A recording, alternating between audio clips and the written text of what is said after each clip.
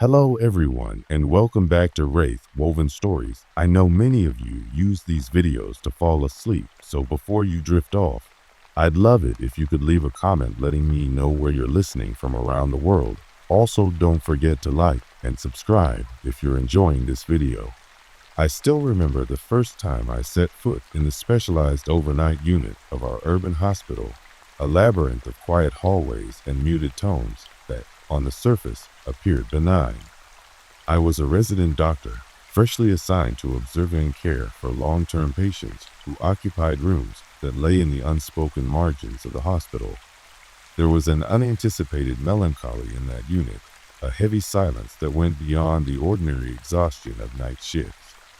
At first, I chalked it up to the loneliness of the late hours and the weary resignation of patients nearing the ends of their journeys. But it didn't take long for me to sense that something far more profound was at work here, a mystery that seemed to seep into the very walls of the building. My nights began with the relentless hum of machines and the steady, occasional beep of a monitor registering a life quietly ticking on. The lights were dimmed to a comforting level, yet in that semi-darkness, the halls took on a surreal quality. At times, I felt as if I were walking through the corridors of a memory rather than a living institution, as if every footstep echoed the lost voices of those long past. I remember passing by an old, slightly tarnished mirror in the nurse's station and catching a glimpse of a shadow that wasn't entirely my own, a fleeting, unaccountable presence that left me unsettled long after I had resumed my rounds. As the nights progressed, the unit began to reveal subtle signs of an unseen history. I first noticed it on a humid summer night when the hum of the air conditioning was abruptly replaced by a series of soft murmurs. I was reviewing patient files near a window when a voice, barely a whisper, murmured my name. I spun around quickly, heart hammering in my chest, only to find the room empty, save for the flickering light of my desk lamp. That night, sleep was elusive, chased away by the persistent feeling that the very air was charged with unspoken secrets. I tried to convince myself that it had to be the product of exhaustion or a trick of acoustics, but the feeling grew stronger with each passing shift. I began to notice other inexplicable occurrences. The old clock in the corridor inexplicably stopped at precisely 3:07 a.m. on several nights. The temperature would drop suddenly in an empty room, and I found several old personal mementos, a locket, a faded handkerchief, a name engraved on a piece of worn-out wood, appearing in places where they shouldn't be. It was as if remnants of the past were making their silent, spectral return. Every now and then, while making my routine rounds, I would catch a glimpse of a figure in the corner of my eye, a hazy outline of a person whose presence stirred both sorrow and curiosity. I soon deduced that these encounters weren't random illusions cast by my tired mind, but the deliberate, albeit cryptic, echoing of a story that had long ago been silenced by the cold indifference of a broken system. One night, after an exhausting shift filled with fleeting apparitions and disembodied voices, I found solace in the quiet solitude of the administrative corridor. I huddled over a collection of old patient files, yellowed and nearly worn to nothingness, trying to piece together the puzzle of the unit's past. What I unearthed was a series of tragic narratives, individual lives that had faded from institutional memory without so much as a proper farewell. There was Mrs. Aldridge, a woman whose gentle smile belied the deep sadness of her final days. Mr. Hargrove, whose eyes once sparkled with dreams now permanently closed, and many other souls whose names barely left a trace in the modern records. As I read each story, I felt their silent voices merging into one collective whisper, an echo that seemed to saturate every corner of the unit. I began to wonder if the murmurs I heard were not mere products of my imagination, but rather the accumulated grief and regret of all those forgotten by time. Then, on an unusually heavy night, I experienced the phenomenon that defied every rational explanation I had clung to so far. After a long day filled with meticulous charting and brief, anxious conversations with patients and their family members, I sat alone in one of the subdued waiting areas between treatment zones. I found myself enveloped by an inexplicable melancholy, as if I had stepped into someone else's private memory. In the distance, the soft strains of what sounded like a piano playing a sorrowful melody reached me, a tune so evocative that it brought tears to my eyes. I followed the sound with a mix of dread and desperate curiosity, passing through corridors that seemed to stretch on far longer than I remembered. At the source, I discovered nothing more than a spare break room with peeling wallpaper and a solitary, dusty window. Yet, as I lingered there, the haunting melody grew louder, each note resonating with the heartbeat of long-forgotten souls. I soon became convinced that the music was not produced by any ordinary means. It was as if the walls themselves were singing in a language of loss, a lament for the lives that had passed by unnoticed. In the following weeks, the mysterious occurrences escalated, and so did the intensity of my introspection. The voices in the unit grew bolder in their insistence that I needed to remember, to acknowledge something that had been buried beneath years of forgetfulness and negligence.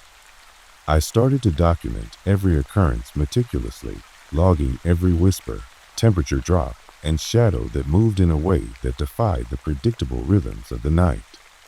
What began as academic curiosity slowly transformed into an obsession, a need to unravel the hidden tapestry woven into the fabric of the hospital's history. I reached out to some of the long-standing nurses and administrative staff who had worked through multiple eras of the institution. Their recollections were as fragmented as they were vivid, stories of patients lost in bureaucratic limbo, of care deferred until it was too late, and of quiet acts of heroism buried beneath the avalanche of modern technology. In hushed conversations during breaks, they recounted events that were seldom spoken of in the harsh light of day. Their words painted a picture of a healthcare system that, in its relentless pursuit of efficiency and sanitized professionalism, had inadvertently discarded the most vulnerable among us. These conversations, often laden with the raw emotion of personal loss, were as compelling as the spectral hints that visited me during my shifts. One evening, as I was completing my rounds with a growing sense of purpose and trepidation, I encountered a moment of surreal confrontation that would forever alter my perspective on what I had been witnessing. I was returning from a particularly long examination of a patient in a dimly lit room where I had found evidence of neglect hidden beneath layers of bureaucracy and sorrow, when I noticed a figure standing motionless by the far end of the corridor. At first, it looked like one of the elderly patients, but as I moved closer, I realized that this figure did not belong to any living body I knew. The person was translucent, dressed in clothing reminiscent of a bygone era, with eyes that seemed to flicker with both hope and despair. In that split second, the weight of countless untold stories pressed down on me, and I recognized with a jolt that I was face to face with a spirit tethered to these grounds. I recalled the name of a patient I had read about in one of the old files, a young woman who had succumbed to a tragic illness, her pain and pleas stifled by the sterile walls of the hospital. As I reached out with trembling fingers, the apparition slowly dissipated, leaving behind a lingering chill and a profound sense of responsibility. I felt as though that ghostly presence had entrusted me with this sacred duty of bearing witness to the truths that had been hidden away. In the days that followed this encounter, the unit seemed to hum with an almost imperceptible urgency. The wind in the ventilation ducts sounded almost like soft sighs, and the overhead lights cast flickering patterns that danced on the walls like ephemeral memories. Every detail, every sensation, took on a heightened significance as I began to piece together not just the individual narratives, but a broader tapestry of systemic indifference and sorrow. I started to believe that the nocturnal phenomena were a collective outcry, a desperate attempt by forgotten souls to reclaim their rightful memory, to force the living to face the cost of neglect that they had so comfortably absorbed. I would sometimes find myself sitting quietly in a corner, notebooks open and pen trembling in hand, trying to capture the essence of those fleeting moments. Each scribbled note and hastily recorded observation felt like a plea for the past to be acknowledged and for the present to learn from the silent errors of history. Gradually, the unit revealed not just its ghosts, but also the hidden intricacies of its own existence. One humid night, while I was examining a file that detailed the final hours of a patient whose story had been buried under layers of official reports, I noticed a detail that sent shivers down my spine. The records hinted at a network of oversights where critical warnings were drowned out by the clamor of modernity and the relentless pursuit of statistical success. It became painfully clear that the tragic fates of many patients were not isolated incidents, but part of a broader pattern, a pattern of systemic abandonment and clinical detachment.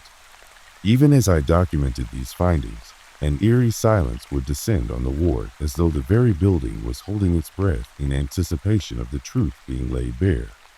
I recalled nights when, in the midst of routine tasks, I would suddenly feel a burning awareness of eyes upon me, an invisible audience, as if the collective soul of the unit were silently judging my every step. One particularly long night remains seared into my memory.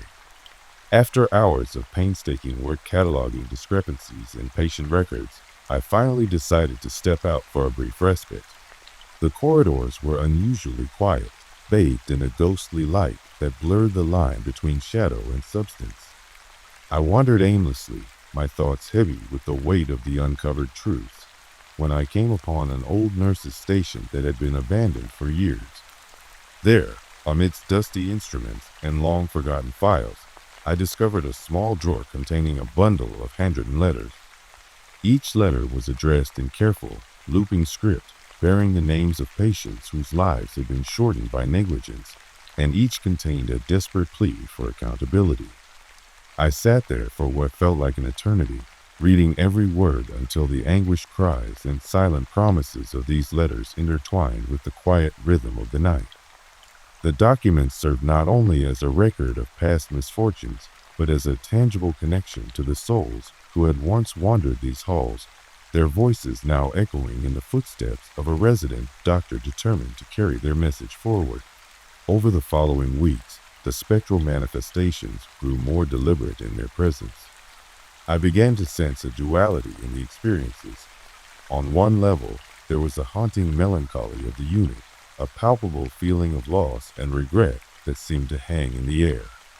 On another level, the encounters took on an almost interactive quality, as though the very essence of the past was attempting to communicate with me directly.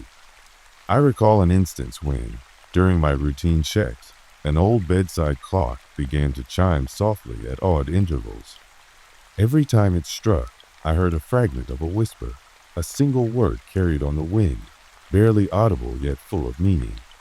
In one such moment, the word "remember" resonated deep within me, stirring emotions that I could no longer ignore. It was as if every creak of the floor, every soft flutter of a curtain, was a deliberate reminder that the past was demanding recognition. In the midst of these escalating mysteries, I found my work becoming more than a mere duty. It evolved into an impassioned quest for redemption. I began reaching out to the families of former patients, piecing together recollections that provided crucial insights into a history many had forgotten. Their grief was palpable, laced with the raw anger of loss, and yet it was tempered by the hope that our stories, when shared, could lead to change. I compiled a silent dossier, a mosaic of records, letters, recorded whispers, and my own eyewitness accounts, each piece a testament to the neglected souls of the unit. Every new discovery filled me with a searing determination that overrode the creeping dread of working alone in the dead of night. I found myself growing increasingly isolated as the relentless pace of my investigations took a toll on my emotional well-being. The hospital corridors no longer offered the transient refuge they once had. Instead, they now felt like the confines of an unseen prison, their edges lined with the specters of the past. There were nights when I would lie awake on the hard cot in the on-call room, the silence punctuated only by the distant sound of my own breathing. In those moments, my mind would replay the ethereal symphony of murmurs and half-formed words, the urgency of a long-dead voice trying to break through the dam of time. I questioned my own sanity. wondering if I had become so enmeshed in the mysteries of the night that I could no longer distinguish between the real and the spectral. But even as the psychological toll mounted, I could not turn away from the truth that beckoned from the shadows. There was a power in those echoes, a reminder that beneath the sterile facade of modern healthcare lay the beating hearts and unfinished stories of those who had been forgotten. It was a sobering realization that forced me to confront my own vulnerabilities. The silent toll of sleepless nights, the haunting weight of unspoken regrets, and the bitter realization that sometimes the most significant battles are fought not with scalpels and prescriptions, but with remembrance and accountability. One fateful night, after a particularly grueling shift that left me physically drained and emotionally raw, I found myself once again in the quiet solitude of the unit's central corridor. The atmosphere was thick with an almost tangible presence, and I knew instinctively that I was not alone. As I walked, the temperature around me began to drop gradually, and I could see my breath forming small clouds in the cold air. Out of the corner of my eye, I saw a figure, a young woman whose translucent form radiated both an unyielding sorrow and a quiet, desperate plea for vindication. The sight of her, so vivid against the pallid light of the emergency fixtures, sent a shiver down my spine that I could not dispel. In that moment, with a mixture of empathy and determination, I silently promised that I would not allow her memory to fade into oblivion.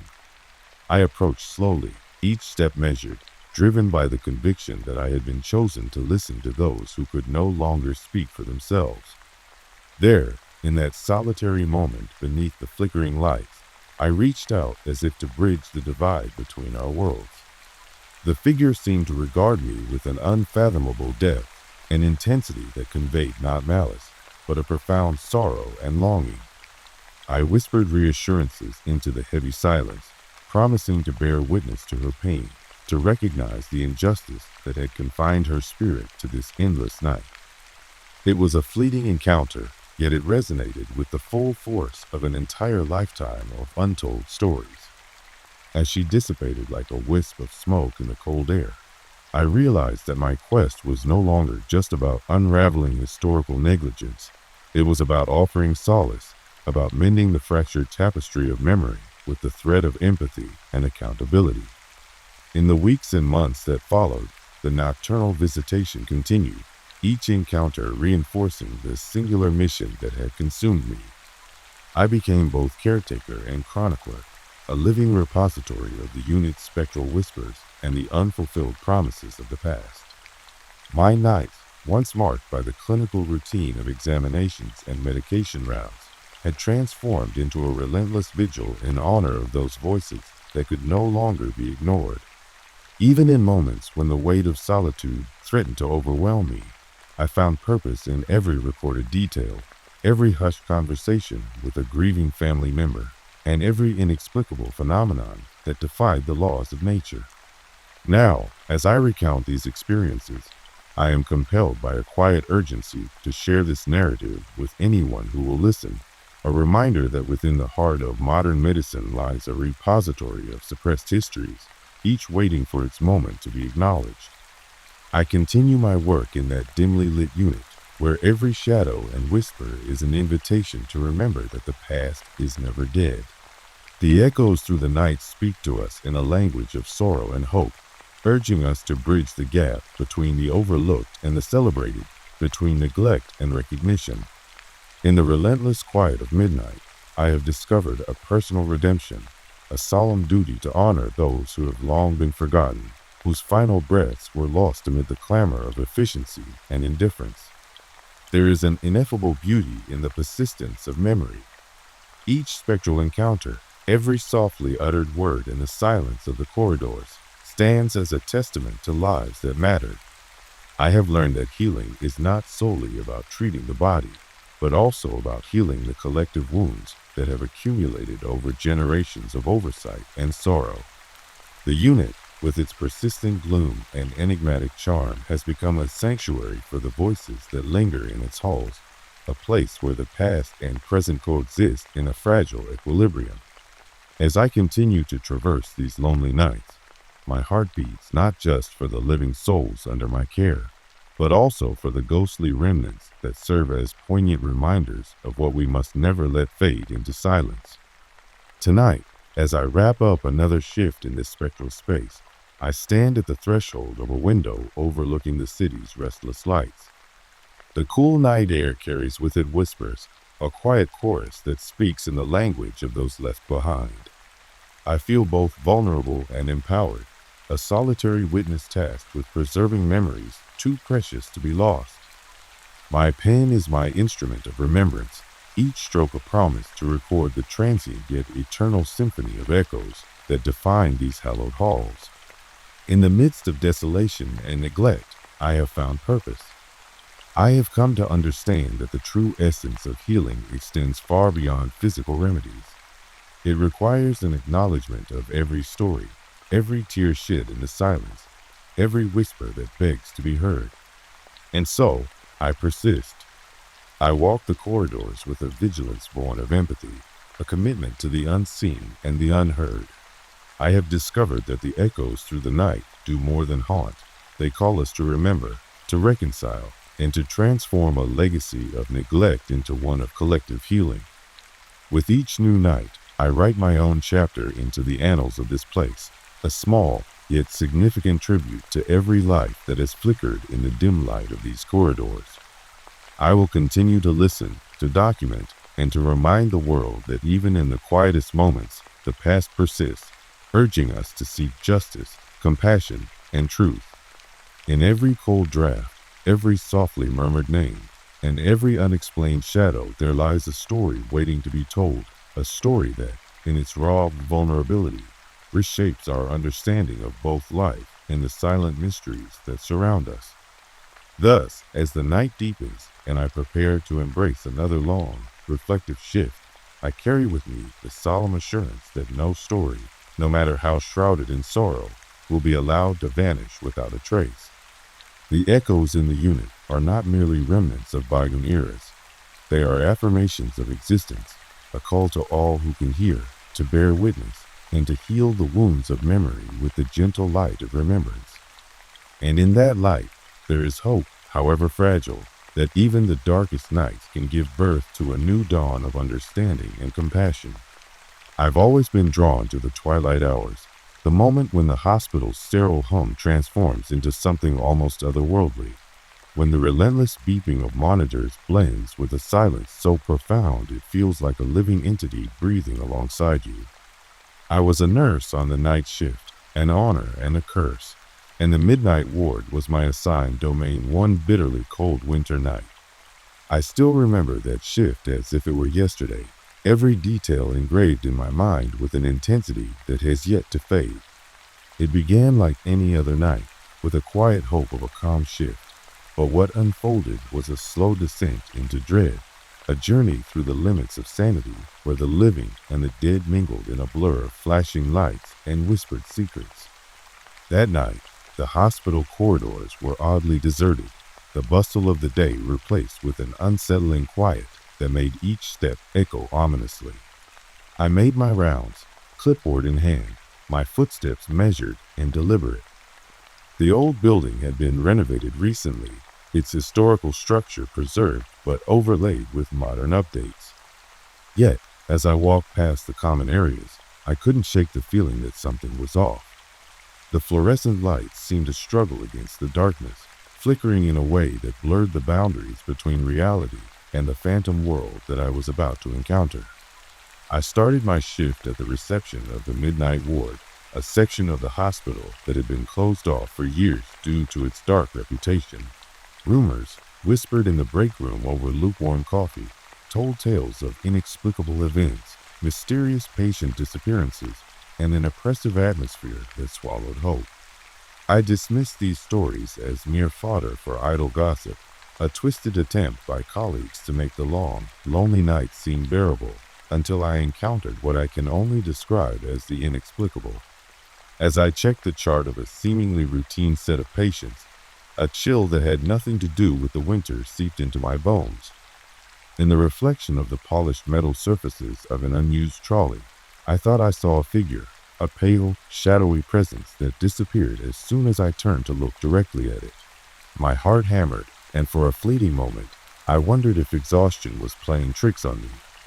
But deep down, an instinct told me that the figure was real, that I had intruded into a domain where the rules of physics and logic held no sway. I tried to dismiss the sensation as nothing more than fatigue-induced hallucination, yet the air itself grew heavy with an inexplicable sense of foreboding as I continued down the deserted corridor. The real terror crept in later that night when I was assigned to check on a patient room that was strangely cold, a temperature that plummeted despite every attempt of the modern HVAC system to maintain a comfortable climate. The door creaked ominously as I stepped inside, and I was struck by an overwhelming feeling of being watched. In the dim glow of my flashlight, the room revealed nothing but the sterile bed and an assortment of dated medical equipment that seemed out of place in this state-of-the-art facility. As I turned to leave, a soft, almost inaudible whisper brushed against my ear, a sound that made my skin crawl and my blood run cold. It felt as though a long-forgotten sorrow was seeping into my very soul, a lament from someone who had once been here and was still echoing through the halls of the midnight ward.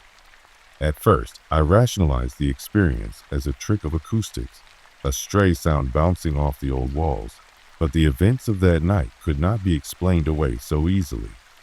Over the next few shifts, I began to notice more signs that defied the mundane explanations that my rational mind desperately clung to.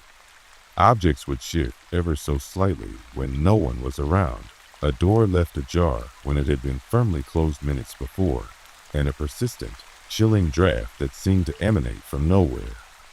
The stark, white corridors would sometimes become painted with shadows that danced in shapes no human could create, and the persistent hum of the hospital would be pierced by a sorrowful melody, as if a hidden piano were playing in an abandoned room somewhere deep within the building. The turning point came one stormy night when the building was plunged into darkness by a power outage. The emergency lights kicked in, casting eerie, elongated shadows that made every corner of the midnight ward appear to harbor unspeakable secrets. I remember the storm outside, thunder roaring as though the heavens themselves were angry, rain lashing against the windows with a force that seemed to hammer home the reality of our isolation.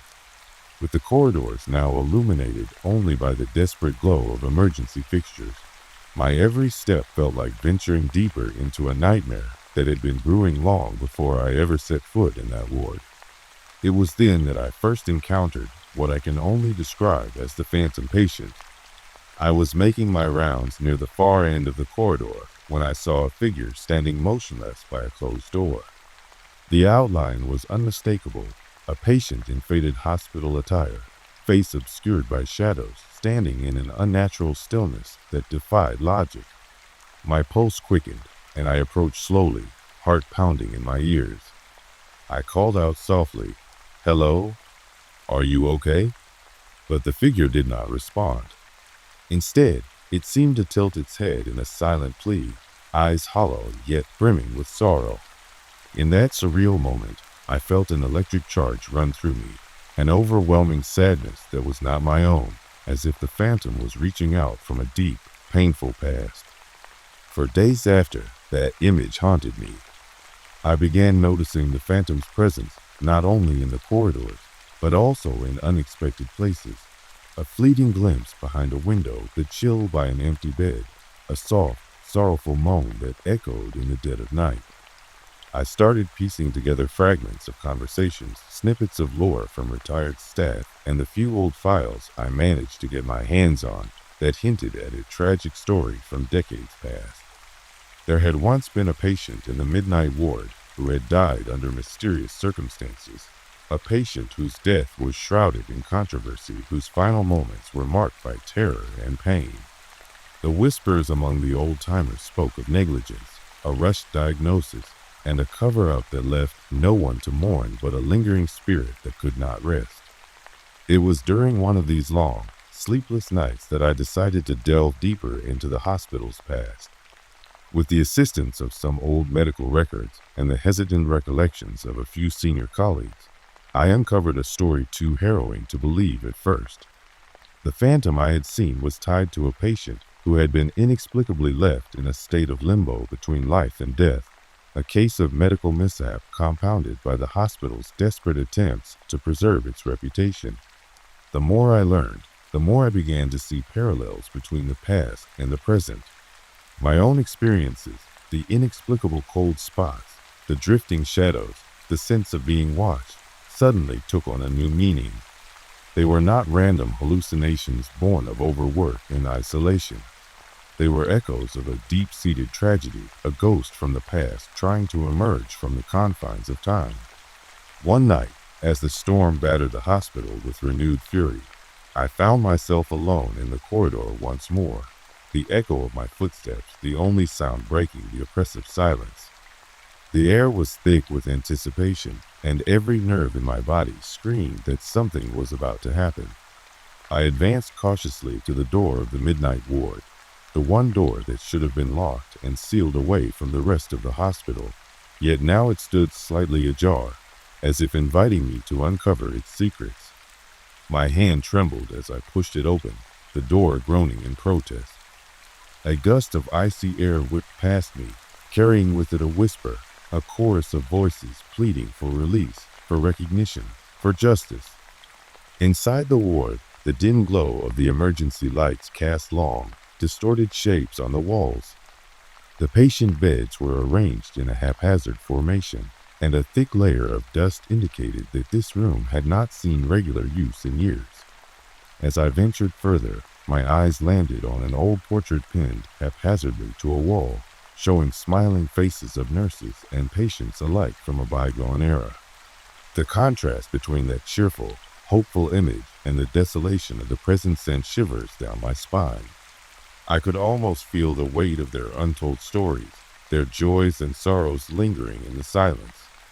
I began searching for any clues, any remnants of the life that had once filled this neglected space. My search led me to a corner of the ward where a series of scattered personal effects lay undisturbed: a faded scarf, a pair of glasses with a cracked frame, and a journal with a leather cover. The journal, surprisingly intact despite the passage of time, was filled with entries written in a hurried, anguished hand. As I read through the entries, I learned of a patient named Evelyn, a woman whose life had been marred by misfortune and neglect. Her final entry detailed her pain and despair, her words trembling with the weight of impending loss. But what struck me most was her reference to the voices of the ward, a line that resonated with the ethereal sounds I had heard in the dead of night. In that moment, it all began to make sense. The spectral figure I had seen was not an anomaly, but a manifestation of a spirit desperate to be heard, to have her story acknowledged. The hospital, with its sterile floors and bureaucratic indifference, had long since forgotten Evelyn. Yet, in the depths of the midnight ward, her memory lived on, a living echo in every cold draft and each unsettling whisper. That night, I found myself unable to sleep, driven by an insatiable need to uncover every hidden detail of her tragic tale. The hospital records were sparse, the documentation nearly obliterated by time and inattention, but the fragments I pieced together painted a picture of negligence and sorrow. It became evident that Evelyn's death was not a mere accident of fate, but a deliberate act concealed by powerful forces within the institution. The more I dug, the more I realized that her spirit, along with those of countless others, had become the unintended custodians of the hospital's darkest secrets. I began to notice subtle shifts in the ward's ambience as I spent more nights there.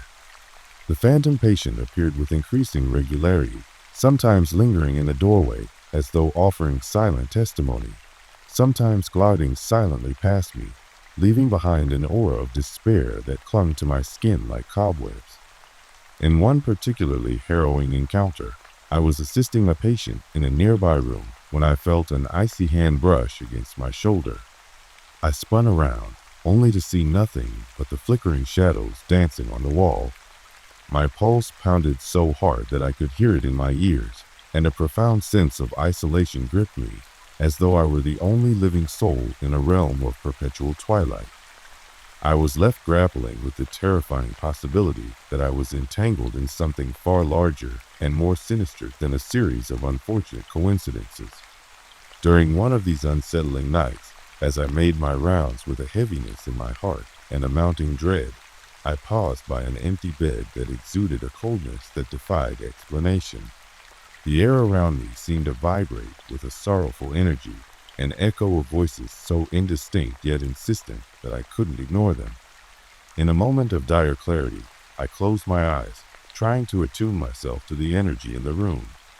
I could almost hear a murmur, a desperate plea carried on a current of icy wind, imploring me to uncover the truth. In that ethereal moment, everything crystallized. The phantom patient was not a mere figment or a trick of the light. She was a messenger, a restless soul born from a grave injustice, trying to remind the living of debts unpaid and wrongs unavenged. The realization propelled me into action. I began documenting every anomalous occurrence in meticulous detail, notes on the shifting shadows, recordings of the faint whispers in the halls, meticulous sketches of the spectral figure as she appeared to me in fleeting glimpses. I even started discreetly speaking with the few remaining long-term staff members who had witnessed inexplicable events over the years.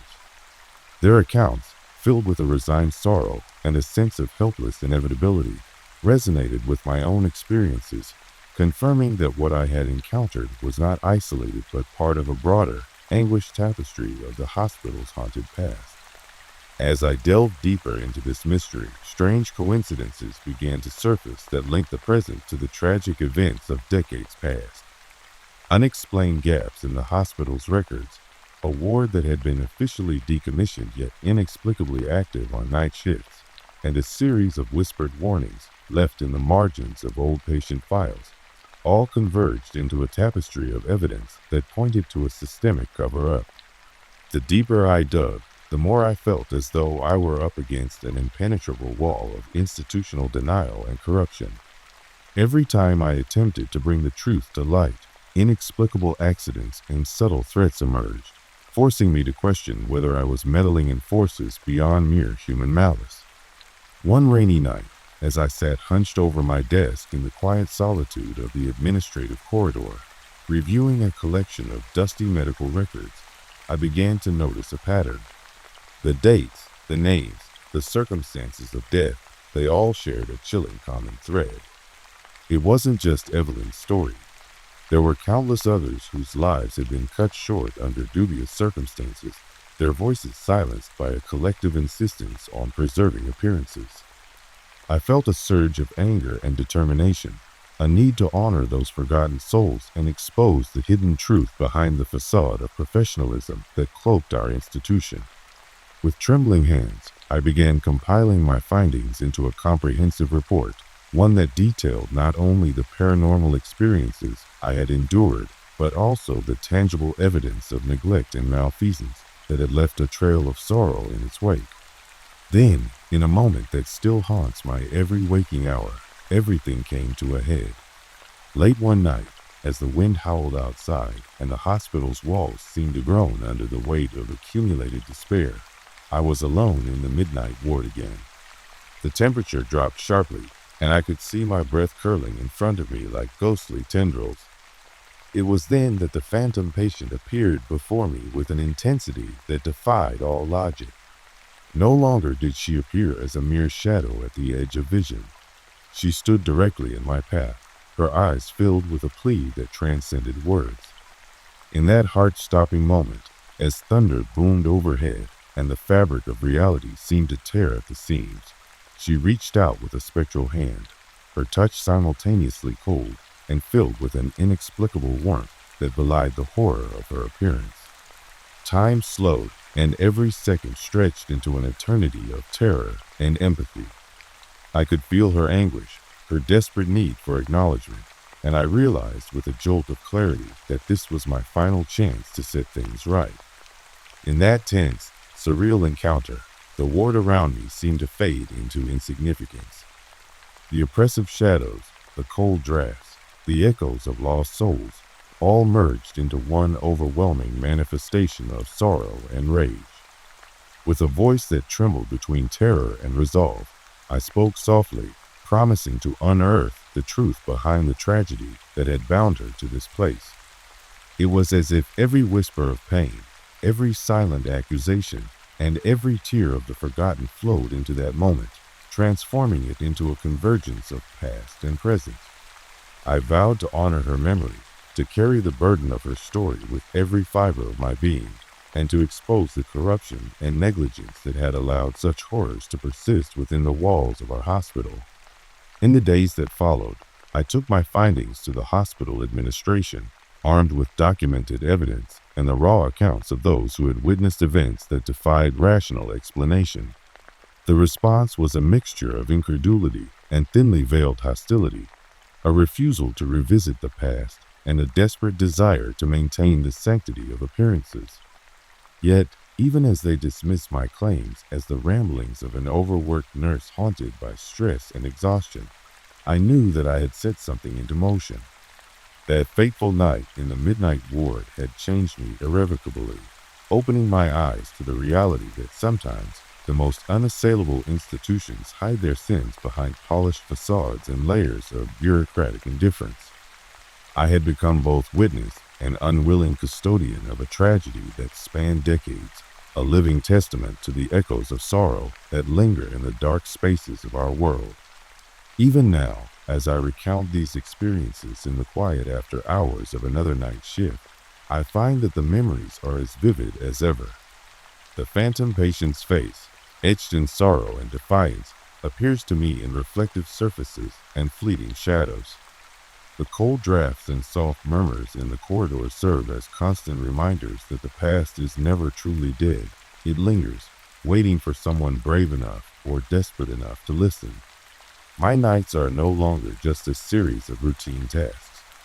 They are a journey into the heart of darkness, a quest to give voice to those whose lives were snuffed out in silence and neglect. The midnight ward is not merely a section of the hospital.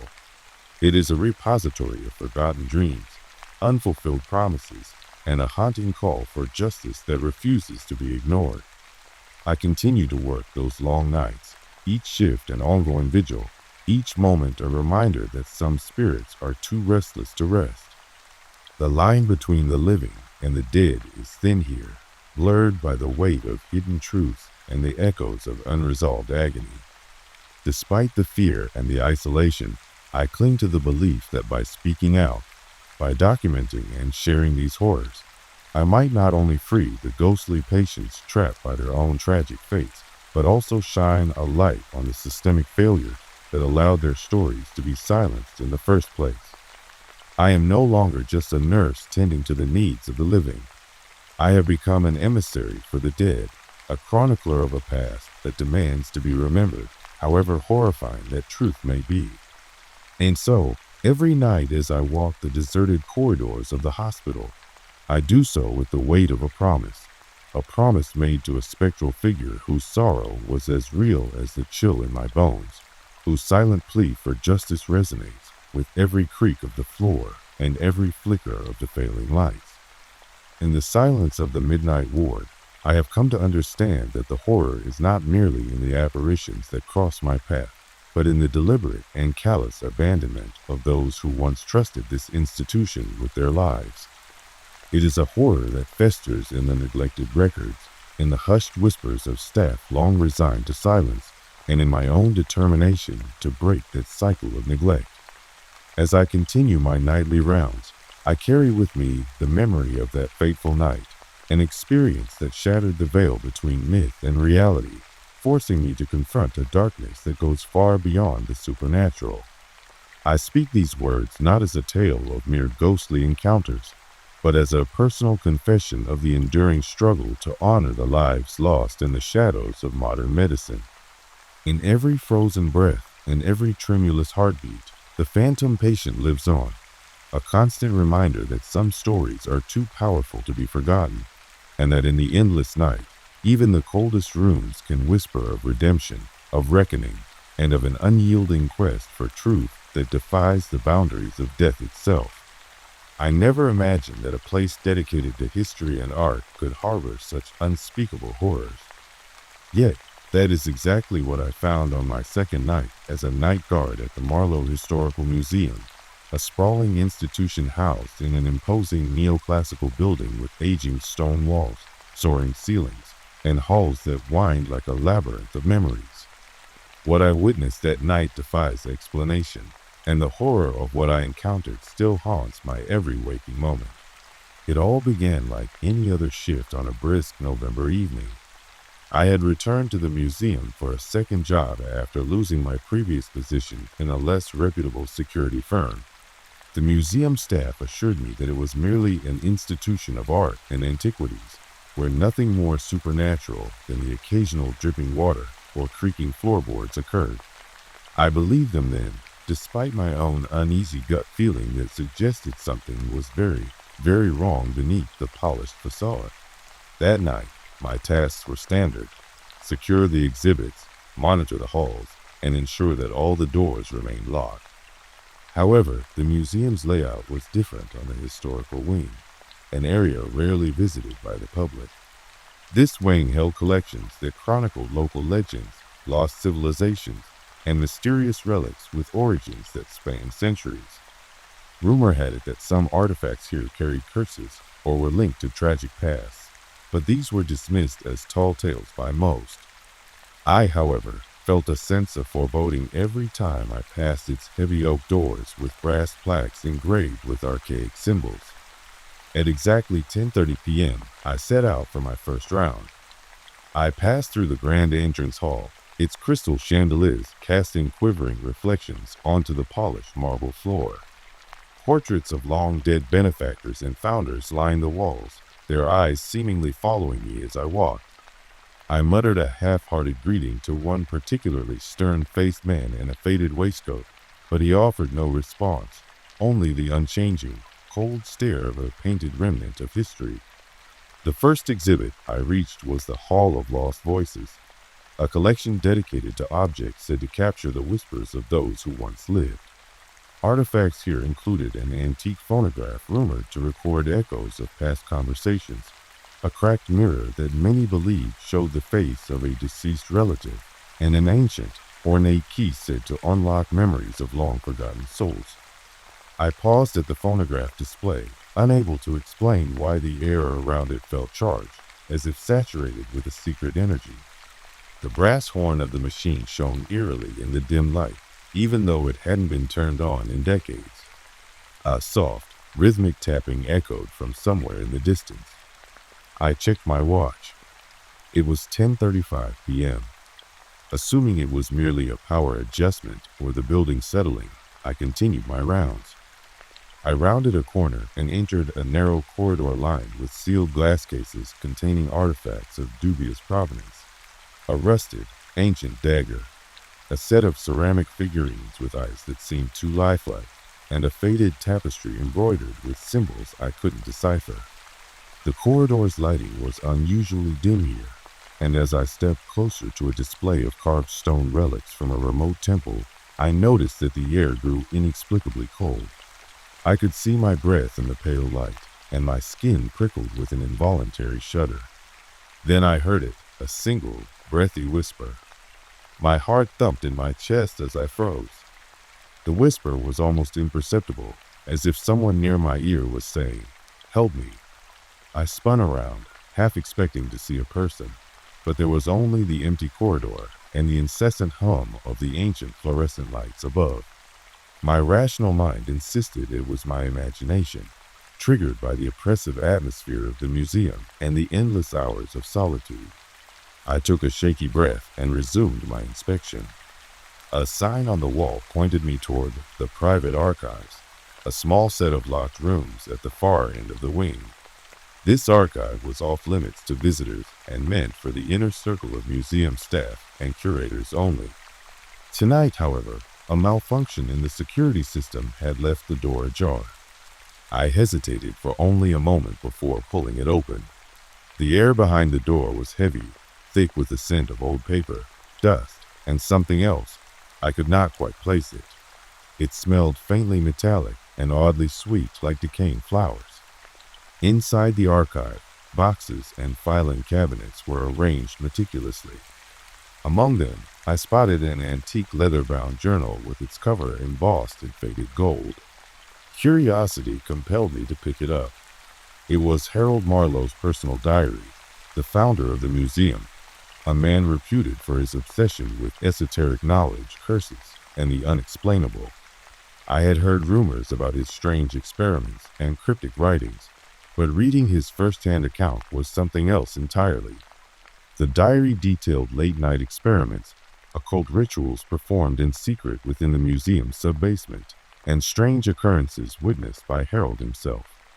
One entry sent shivers down my spine. Dated October 31st, 1978, it read, "Tonight, the veil thins. The voices of those long-lost call from beyond. I must pay heed to their silent cries, for they demand release. The relics speak, if one dares listen."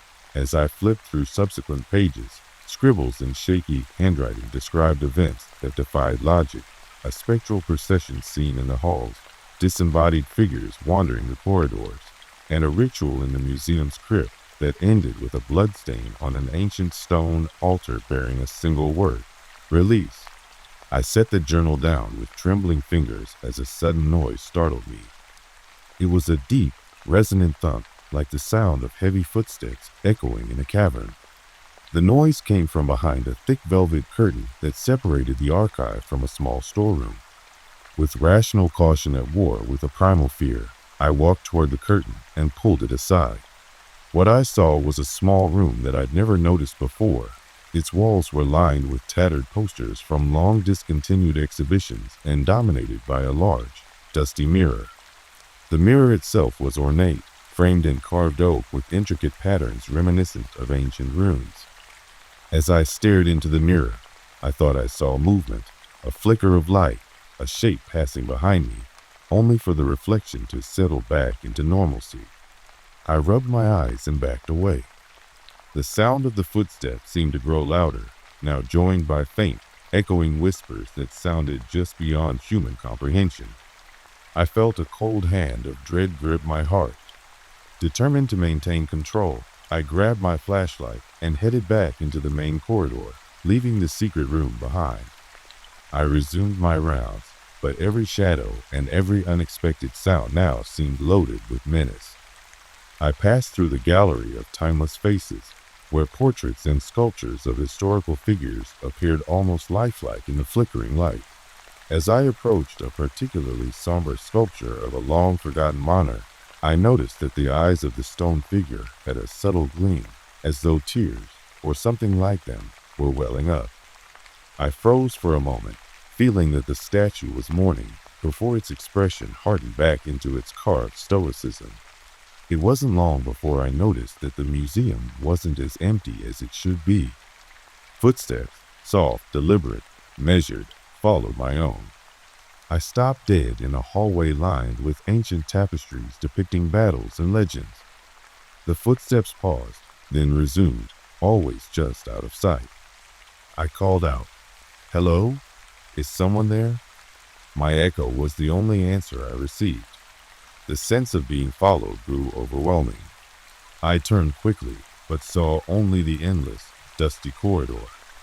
The lights overhead buzzed and hummed, and for a fleeting moment I thought I saw a pale face reflected in the glass of a display cabinet before it vanished. I ducked into a side room, locking the door behind me. In that room were the museum's minor treasures, a collection of coins from lost civilizations, and a series of ivory carvings that depicted mythical creatures. I sat on a worn bench and tried to calm my racing heart. My mind raced through the diary's passages and the strange events of the night. Had I awakened something that had been sleeping here for decades? Perhaps the museum was not simply filled with relics of the past, but with echoes of the old, dark magic that Harold Marlowe had dabbled in. I remembered his repeated insistence about release and wondered if the footsteps I heard were not human at all, but those of an entity bound to the artifacts, waiting for its chance to slip free from its ancient chains. With little choice but to confront whatever was pursuing me, I gathered my nerve and cautiously opened the door. The corridor was in shadow, illuminated only by the occasional flash of lightning from an approaching storm outside. The air had grown thick, as though time itself had slowed. I crept down the hall, every nerve alert to the rustle of fabric or the whisper of voices. The flickering lights played tricks on my eyes. For one dreadful moment, I saw the image of a small girl in a tattered dress, her eyes hollow and pleading, standing in the middle of the corridor. I blinked and she was gone. I reached what I believed was the exit door to the main hall. My hands shook as I tried the handle, but it wouldn't budge. The door felt as if it had grown heavy with the weight of years and something else, something intangible and malevolent. I pounded on it, calling out for help, but the silence that followed was absolute, as if the entire building was swallowing my cries. With no other option, I slipped through a side door and found myself in a dim corridor I had never seen before, one that twisted and curved unnaturally, with walls that seemed to pulse with an almost organic texture. The corridor opened into a vast chamber that felt like a cross between a museum atrium and a tomb. At its center, on a marble pedestal, was an enormous, intricately carved sarcophagus. The lid, decorated with strange symbols and figures of anguished faces, was slightly ajar. An icy draft escaped from the gap, carrying with it a faint sound like a chorus of sorrowful, distant cries. I approached the pedestal with a mixture of dread and morbid curiosity. As I reached out to touch the cold stone, the lid creaked loudly and swung fully open. Inside, instead of a mummy, lay a collection of aged photographs and personal belongings, a life once lived, now abandoned to time. Among the items was a single ornate locket, and when I picked it up, I felt an inexplicable weight settle on my soul. The locket was engraved with the initials HM, and its glass was cracked, reflecting my terrified face back at me. Suddenly, a series of disembodied voices erupted around me, overlapping and indistinct. They spoke in hushed tones, pleas, confessions, and accusations, and all at once, the chamber plunged into complete darkness. I fumbled for my flashlight, activating it just in time to reveal that the pedestal was now surrounded by figures in tattered clothing, their eyes vacant yet filled with unspeakable sorrow. They reached out with skeletal hands, their movements jerky and unnatural, as if they were marionettes controlled by a malevolent puppeteer. I backed away slowly, my heart pounding so loud it drowned out the whispers in my ears. One of the figures, an elderly man with a gaunt face and eyes that burned like coals, stepped forward and raised a hand in a trembling gesture that seemed both inviting and horrifying. His mouth opened in a silent scream, a soundless warning that chilled me to the core. In a burst of adrenaline-fueled terror, I turned and fled down the corridor. The voices trailed behind me, rising in intensity until they became a deafening cacophony of dread. I sprinted through twisting hallways that now resembled the inside of a living maze, where doors led to dead ends and windows revealed not the outside world, but other, darker corridors filled with shifting, spectral images. At every turn, I sensed unseen eyes watching, and I swore I felt icy fingers brush against my skin. After what felt like an eternity of running, I found myself back at the main atrium. The storm outside was raging, rain beating against the tall windows, and lightning illuminating the shadows that clung to the museum's walls. I collapsed onto a cold stone bench, gasping for breath, as I struggled to piece together what had happened. The entire museum seemed to pulse with a malevolent rhythm, as though it were a living entity, one that had awoken from a long slumber and was now hungering for release from the confines of its dark history. In the following days, I couldn't shake the memories of that night. I found myself drawn to research the history of the Marlowe Museum and its mysterious founder, Harold Marlowe.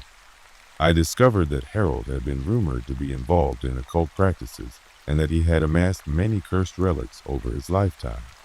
Old newspaper clippings spoke of unexplained phenomena within the museum's walls, of lights flickering in empty corridors and voices heard among the exhibits after closing time. There were even accounts from former staff members who, like me, had witnessed figures moving in the darkness. Yet none of these testimonies were ever taken seriously, dismissed as overactive imaginations or the result of isolation. I began to question whether I had merely imagined the terror of that night, or if I had truly glimpsed into something far more ancient and inexplicable. My dreams turned into vivid nightmares, endless corridors stretching into infinity, the sound of ghostly laughter echoing in the void, and that single, sorrowful gaze of the old man from the sarcophagus chamber. I woke up drenched in sweat, unable to shake the feeling that something had followed me home. One evening, unable to bear the torment any longer, I returned to the museum during the day, determined to confront the horror face to face. The museum was closed to the public, and a lone custodian meandered through the galleries as if in a daze. I managed to slip past him and entered the historical wing. The atmosphere was utterly different in daylight. Colors were more vibrant, and the oppressive feeling had lessened, replaced by a mundane sense of antiquity. Yet, as I approached the private archives once again, I felt a familiar coldness creeping over me. In a glass case on display was an old photograph of Harold Marlowe, his eyes intense and unnerving. In the background of the photo, barely visible, was a shadowed figure that looked disturbingly similar to the specter I had encountered that night. I stared at it for what seemed like hours, trying to decipher its form, until a sudden movement at the edge of my vision caused me to spin around. For a brief, horrifying moment, I saw a face contorted in pain and malice, and then it was gone. That image seared itself into my mind, a constant reminder of the curse that seemed to infect the very air of the museum. I left the building that afternoon with a heavy heart and a mind racing with unanswered questions. I knew I could no longer work there. The building had become a living nightmare that refused to let go of its dark secrets. In the weeks that followed, I became obsessed with the history of the museum and the possibility that Harold Marlowe's experiments had opened a door to something beyond our realm, a door that was never meant to be opened. I scoured archives, old newspapers, and online forums, piecing together accounts from other night guards, former employees, and even local residents who claimed that the museum was cursed. The more I read, the more I realized that I wasn't the first to encounter these horrors, and tragically, I might not be the last. One account, posted on a creepy horror forum, detailed the tragic fate of another security guard who had mysteriously vanished after working a night shift in the same museum decades ago. His friends reported hearing bizarre sounds coming from the museum long after he was gone, and later, when his belongings were found in a storage closet deep within the building, they were covered in an unexplainable layer of dust and dried blood. Other stories recounted the strange phenomenon of exhibits rearranging themselves overnight, the sound of footsteps echoing in empty corridors, and even visitors who claimed to have seen figures wandering among the relics during guided tours. I began to notice signs that the building itself might be alive, a pulsing beat echoing from the walls, the creaking floors that seemed to whisper in a language long forgotten. Some nights, I'd wake up to the sound of my own voice, softly repeating phrases I never knew I'd learned, as though the museum's dark legacy was imprinting itself upon my mind. I tried to resist, tried to forget what I had seen, but the memories were relentless. Now, I write this to warn anyone who might one day find themselves working in, or even visiting the Marlowe Historical Museum. What you witness within its walls may be more than a trick of the light or a figment of an overactive imagination. Some histories are buried so deep that disturbing them unleashes forces far beyond human control. The Museum of Forgotten Whispers is not a mere building filled with artifacts. It is a living repository of sorrow and terror, of unfulfilled cries from the past that claw their way back into the present. If you ever find yourself alone in a dimly lit museum, take heed of every whisper and shadow. Do not let curiosity lead you down dark corridors where time, memory, and fate converge into a twisted nightmare. I have seen the horrors that lie hidden behind the polished exhibits and revered relics, and I know with unyielding certainty that some secrets are best left unspoken. Even now, as I sit in a safe apartment far from that accursed place, I can still feel the museum's presence haunting me.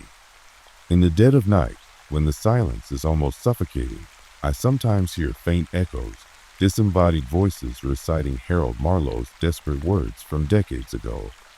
I wonder if the museum's curse has taken root in my soul, doomed to follow me wherever I go. I urge you to be cautious with your own curiosity. What if the next time you find a door left ajar or a corridor that seems to twist into nothingness, you open it and release something that was never meant to leave its eternal prison? The relics may be silent, but the whispers they carry are anything but. I share my story not for fame or pity, but as a testament to the dangers that lurk in the forgotten corners of our past. The Marlowe Museum isn't just a collection of historical items, it's a mausoleum for memories that refuse to die, and every night it awaits the next unwary soul to cross its threshold and awaken the horrors within. Remember this: never trust a place where history seems to breathe, where echoes of the past become voices in the night. Some doors, once opened, can never be closed again, and some whispers, once heard, will follow you forever. I write these words as both a confession and a caution. The Museum of Forgotten Whispers continues to haunt my every dream and shadow my every step. I pray that by recounting these horrifying events, I might spare someone else from the same fate and remind you all that some secrets of the past are best left in darkness. It began on an ordinary, rain-soaked night when I finally decided to claim the old house I had long dreamed of owning. I'd passed over many modern apartments and brand new townhouses, but something about the faded wood, the creaking floors, and the storied past of this aging structure beckoned me. I knew from the very first visit that the house held secrets behind every locked door and dusty corner. I wasn't sure what those secrets might be, but the feeling that I was meant to uncover them was irresistible. The day I moved in was a blur of unpacking boxes, organizing old heirlooms left behind by the previous owners, and silent, almost reverent exploration. The house was a sprawling, two-story building with a peculiar layout, a narrow staircase that descended beneath the main floor to a basement I had scarcely noticed. I asked the realtor about it, and he merely shrugged, saying, "It's been empty as long as anyone can remember." I never thought much about it at the time. That first night, after I had set up a modest dinner at my reclaimed dining table and settled in with a book and a cup of lukewarm tea, I began to hear a sound that made me freeze in my armchair. It was faint at first, a soft, persistent creak that seemed to echo from below. I told myself it was just the old house settling in the cool night air. The rain pattered against the window, and all seemed calm. Yet, as the hours of darkness deepened, the sound grew unmistakably deliberate, a slow, measured thump, as if heavy footsteps were pacing down the hallway of the basement. At 2:13 a.m., I was finally roused from a restless sleep by the unmistakable groan of the house. I lay there in the silence for what seemed like an eternity before bolting upright. My heart pounded as I strained to listen. That sound, an uneven, shuffling noise, seemed to be coming from the floor below. I remembered the narrow staircase tucked away in a dark corner of the living room, its entrance partly hidden by a threadbare rug. Though I had ignored it at move-in, I now realized that the basement must hold more than just storage. Perhaps it was where the history of this house was kept hidden, locked away from prying eyes. I rose, heart in my throat, and made my way over to the stairs. Every step creaked and moaned beneath my weight, each sound amplifying the lurking dread that I couldn't dispel. With the beam of my phone's flashlight trembling in my hand, I descended into the darkness. The air was cold and musty, thick with the scent of damp earth and something else, something ancient and inexplicable. The narrow staircase led me downward in a slow spiral until I finally reached the basement door. Before I could push it open, I hesitated, swallowed hard, and listened. There it was again, the sound of footsteps, irregular and heavy, echoing like the measured pacing of an unseen presence. I pressed my ear against the cold, warped wood of the door, my skin prickling as I strained to catch even the faintest detail. There was silence on the other side now, yet I knew better than to trust that silence. Summoning every ounce of courage, I turned the rusty knob and slowly eased the door open. A weak shaft of light revealed a sprawling space that stretched into shadows far larger than I'd imagined. The basement was cluttered with remnants of a forgotten era, old furniture draped in tattered sheets, stacks of dusty crates, and cobwebs glistening in the faint glow of my phone's light. In one corner, against a sagging wall, stood a large armoire draped in dark cloth. The atmosphere pressed in on me as I stepped inside. Every breath felt labored, as though I were inhaling the very grief and regret that had seeped into these walls over countless years. I wandered slowly among the relics, noticing details that made my skin crawl. Faded photographs in sepia tones that captured families long gone, letters and documents with dates that stretched back nearly 100 years, and odd trinkets whose purpose I could not decipher. I began to wonder if these items were deliberately arranged as if to tell a story, a message left by those who had once inhabited this space. In the midst of exploring, I stumbled upon something far more disturbing. A set of fresh muddy footprints leading from the heavy armoire toward a narrow doorway in the far wall. The print was unmistakably human, though the ground in this long abandoned basement had been undisturbed for decades. And yet, here were these footprints, small, erratic, like those of a child, fresh in a place that should have been long forgotten. My mind raced with possibilities. Had someone been living here in secret? Had a lost child once wandered these corridors and been trapped? I couldn't decide whether the footprints were evidence of a sleeping presence or the result of my own overactive imagination. Despite my horror, I felt an irresistible urge to follow the trail. With cautious steps, I advanced deeper into the basement, following the trail as it curved around old workbenches and piles of discarded newspapers. Every so often, I would stop, heart pounding, to listen for any sound that might confirm my worst fears. The passageway led me to a narrow hall lined with ancient, cracked stone walls. A few rusted-like fixtures hung precariously above, casting weak, uneven illumination across a series of closed, wooden doors.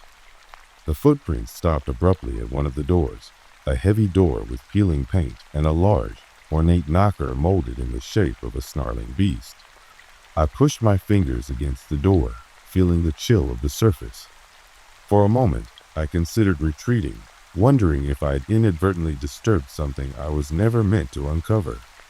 But something deep inside, perhaps a mixture of morbid curiosity and an inexplicable sense of duty, forced me to continue. I slowly opened the door, half expecting it to creak in protest. Inside was a small, private room that looked entirely out of place. Instead of the musty, cluttered chaos of the rest of the basement, this room was organized almost as if it were a study from a bygone era. A large desk dominated the space, its surface covered with yellow papers, faded photographs, and an assortment of old, leather-bound books. The walls were lined with shelves that held delicate porcelain figurines and antique trinkets. In the center of the room, perched on a pedestal, was a large mirror framed in elaborate, dark wood. For a moment, its presence startled me. Why would this mirror, so pristine compared to the decay around it, be preserved in this secret chamber? As I stepped inside, the door closed behind me with a definitive click, echoing like a final sentence in an old, tragic story. My eyes were immediately drawn to the desk. A journal lay open, its pages scrawled in a hurried, almost frantic hand.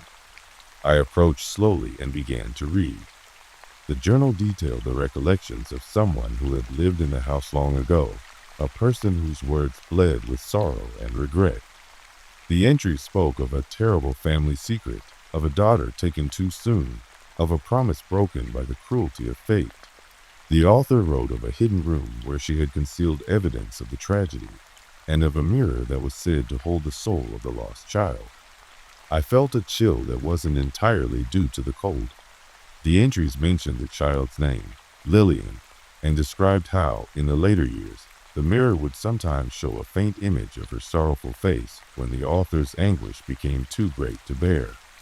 At that moment, I understood that I had stumbled upon the basement's secret, a hidden chapter of the house history that had been deliberately locked away, waiting for someone to uncover the truth. The footprints, the secret passageways, and even the locked door, all of it made sense now.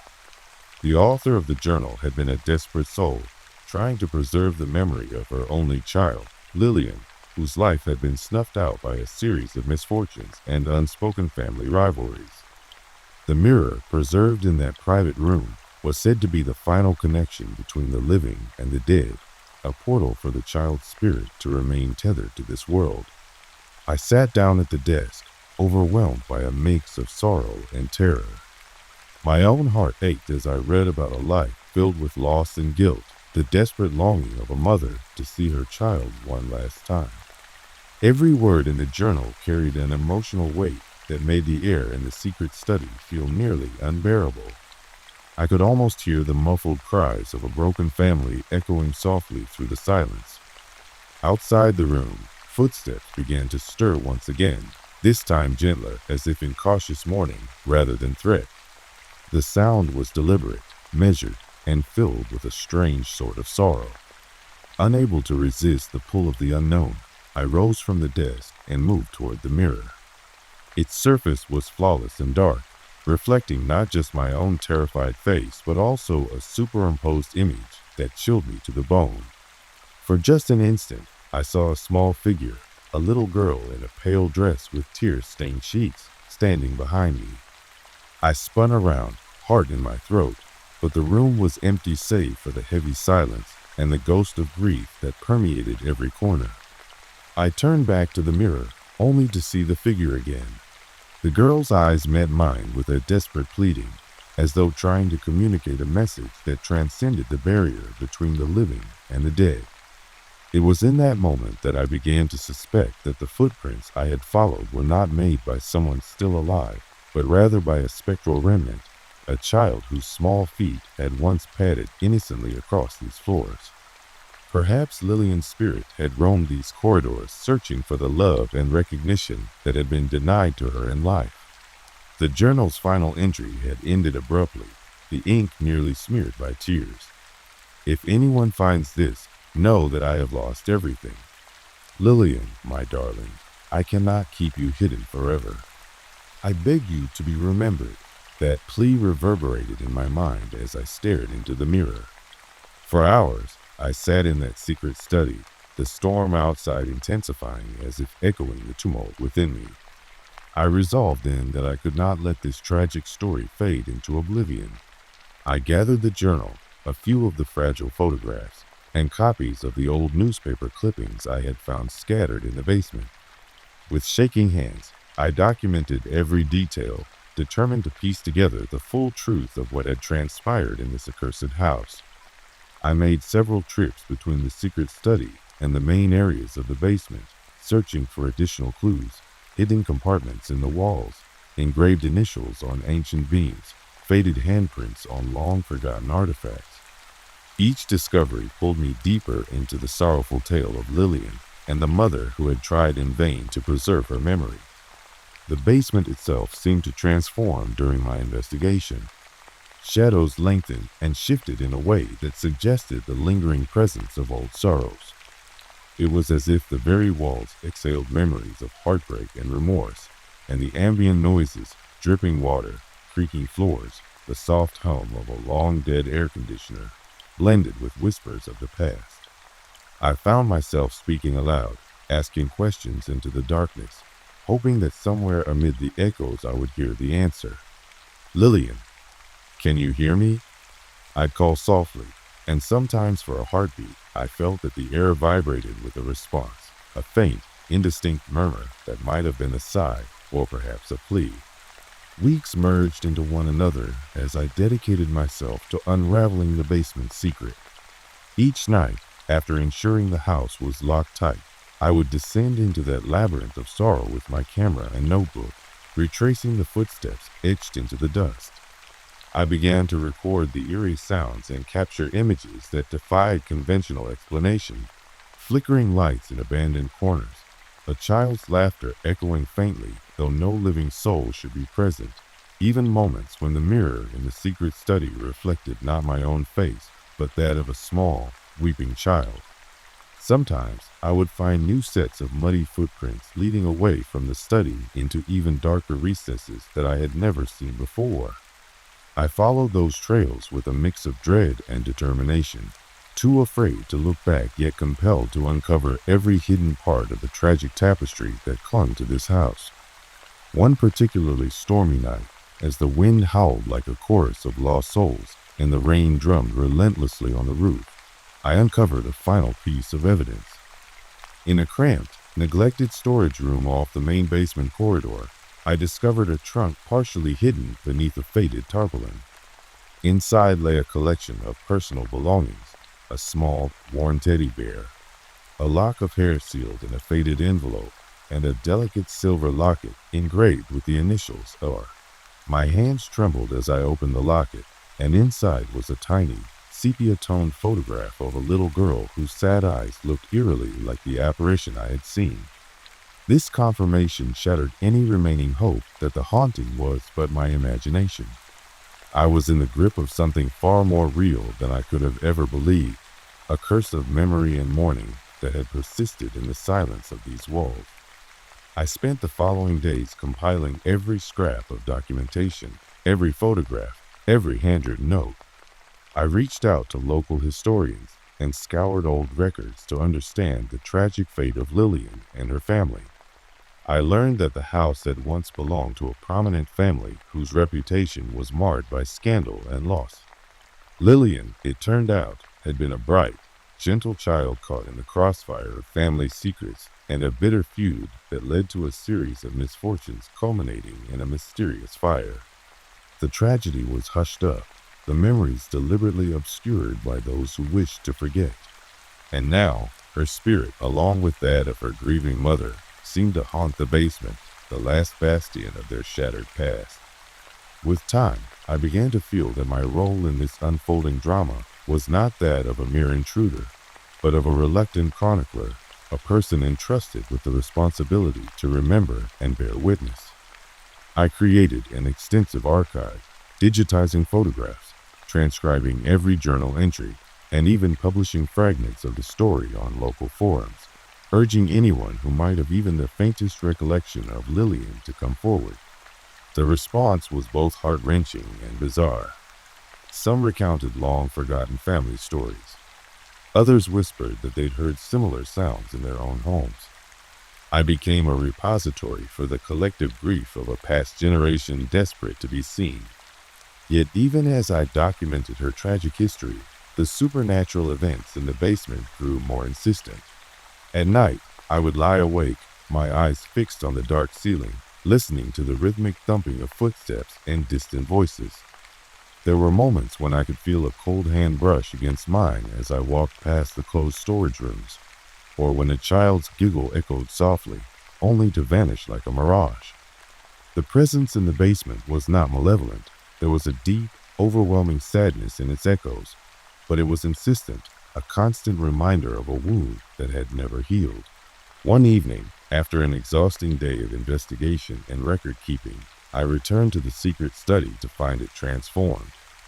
The mirror, which had previously held only fleeting images of a weeping child, now burned with a steady, ghostly light.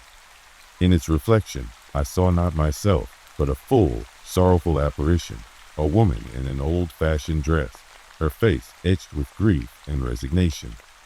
She appeared to be silently pleading with me, her eyes silently demanding that the truth of her loss be acknowledged. For what seemed like hours, I stood there transfixed, unable to tear my gaze away from the haunting image. In that moment, I finally understood that the basement's secret was not simply a series of random hauntings. It was a call to remember, to honor the legacy of pain and tragedy that had been walled away for far too long. I gathered my courage and addressed the apparition aloud. I will remember you. I promise I will not let your story fade into oblivion. Whether it was my words or the raw emotion behind them, the air in the room seemed to vibrate with a bittersweet relief. The apparition slowly faded, leaving behind only the soft glow of the mirror and the quiet thud of my own heartbeat. I knew that the process of healing would be long and agonizing, but at least, for now, I had done my part to break the silence. Even now, as I live in a new home and try to bury the memories of that haunted basement beneath layers of routine and modernity, I often hear the echo of those footsteps late at night. I preserve the journal and photographs in a safe place and continue to share Lillian's story with anyone willing to listen. The basement's secret is now a part of me, a reminder that the past never truly dies, and that every house, every relic, can harbor stories too painful to forget. I have learned that facing the ghosts of our history, however tragic and unsettling, is the only way to bring some measure of light into the darkness. In the echoing corridors of that basement, I found not just horror, but the profound, aching beauty of memory, loss, and ultimately, redemption. And so, whenever I hear a stray noise or catch a glimpse of a shadow in a quiet room, I pause, remember, and honor those who came before me, lest their secrets be lost in the silence forever.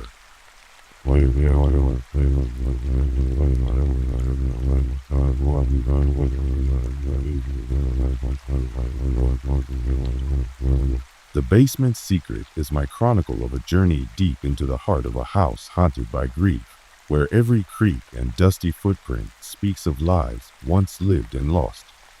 In uncovering its hidden sorrow, I found the courage to confront my own isolation and the importance of remembering the past. May this story serve as a reminder that even in our darkest, most forgotten corners, the echoes of our history call out, waiting to be heard. It began on an ordinary, rain-soaked night when I finally decided to claim the old house I had long dreamed of owning. I'd passed over many modern apartments and brand new townhouses, but something about the faded wood, the creaking floors, and the storied past of this aging structure beckoned me. I knew from the very first visit that the house held secrets behind every locked door and dusty corner. I wasn't sure what those secrets might be, but the feeling that I was meant to uncover them was irresistible. The day I moved in was a blur of unpacking boxes, organizing old heirlooms left behind by the previous owners, and silent, almost reverent exploration. The house was a sprawling, two-story building with a peculiar layout, a narrow staircase that descended beneath the main floor to a basement I had scarcely noticed. I asked the realtor about it, and he'd merely shrugged, saying, "It's been empty as long as anyone can remember." I never thought much about it at the time. That first night, after I had set up a modest dinner at my reclaimed dining table and settled in with a book and a cup of lukewarm tea, I began to hear a sound that made me freeze in my armchair. It was faint at first, a soft, persistent creak that seemed to echo from below. I told myself it was just the old house settling in the cool night air. The rain pattered against the window, and all seemed calm. Yet, as the hours of darkness deepened, the sound grew unmistakably deliberate.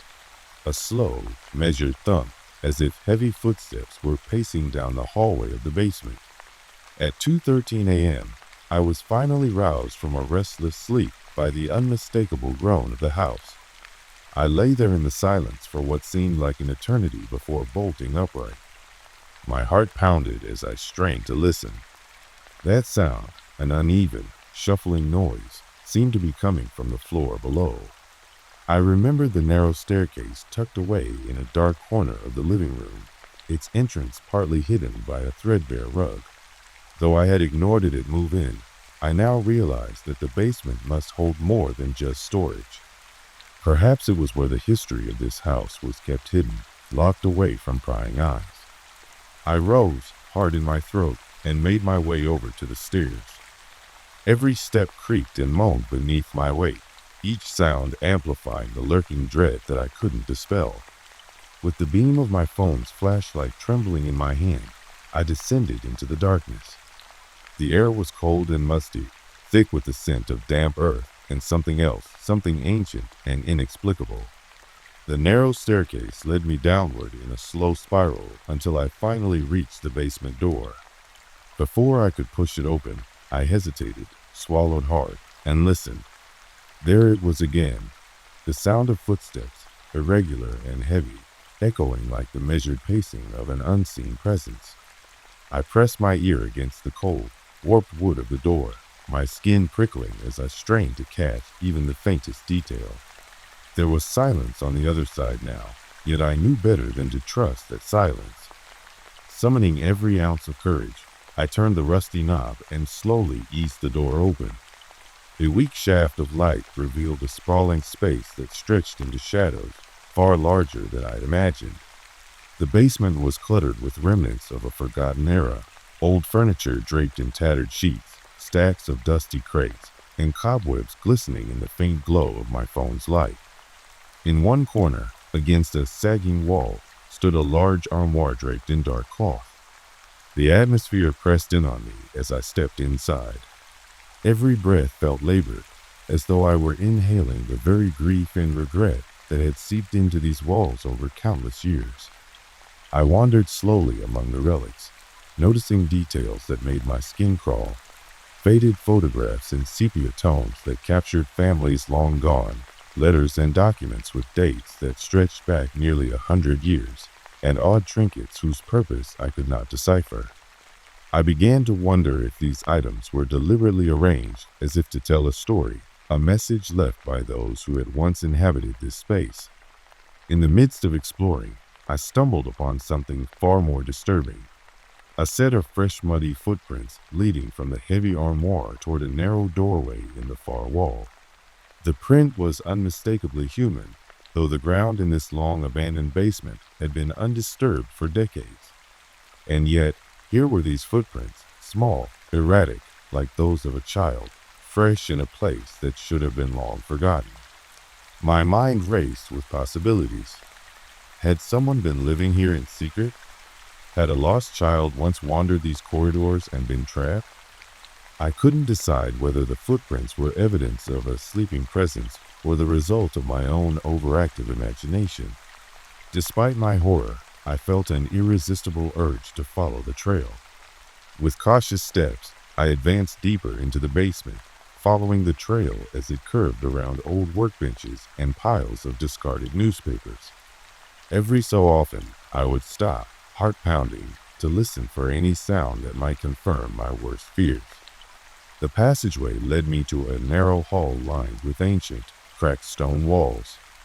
A few rusted light fixtures hung precariously above, casting weak, uneven illumination across a series of closed, wooden doors.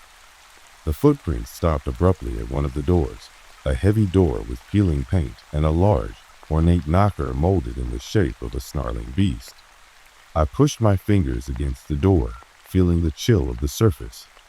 For a moment, I considered retreating, wondering if I'd inadvertently disturbed something I was never meant to uncover. But something deep inside, perhaps a mixture of morbid curiosity and an inexplicable sense of duty, forced me to continue. I slowly opened the door, half expecting it to creak in protest. Inside was a small, private room that looked entirely out of place. Instead of the musty, cluttered chaos of the rest of the basement, this room was organized almost as if it were a study from a bygone era.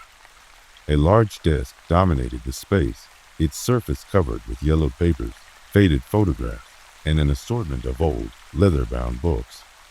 The walls were lined with shelves that held delicate porcelain figurines and antique trinkets.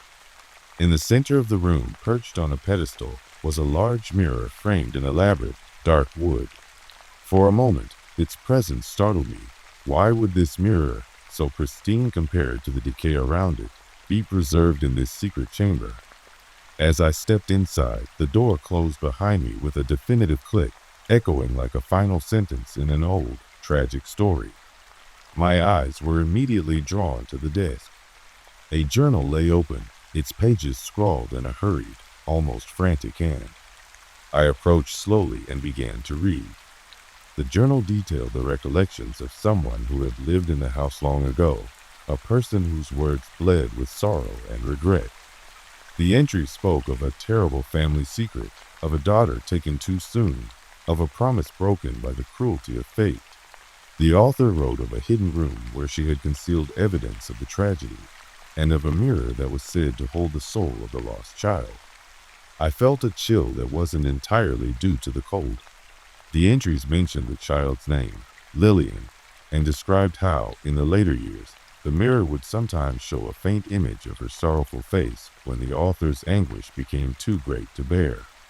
At that moment, I understood that I had stumbled upon the basement's secret, a hidden chapter of the house history that had been deliberately locked away, waiting for someone to uncover the truth. The footprints, the secret passageways, and even the locked door, all of it made sense now. The author of the journal had been a desperate soul, trying to preserve the memory of her only child, Lillian, whose life had been snuffed out by a series of misfortunes and unspoken family rivalries. The mirror, preserved in that private room, was said to be the final connection between the living and the dead, a portal for the child's spirit to remain tethered to this world. I sat down at the desk, overwhelmed by a mix of sorrow and terror. My own heart ached as I read about a life filled with loss and guilt, the desperate longing of a mother to see her child one last time.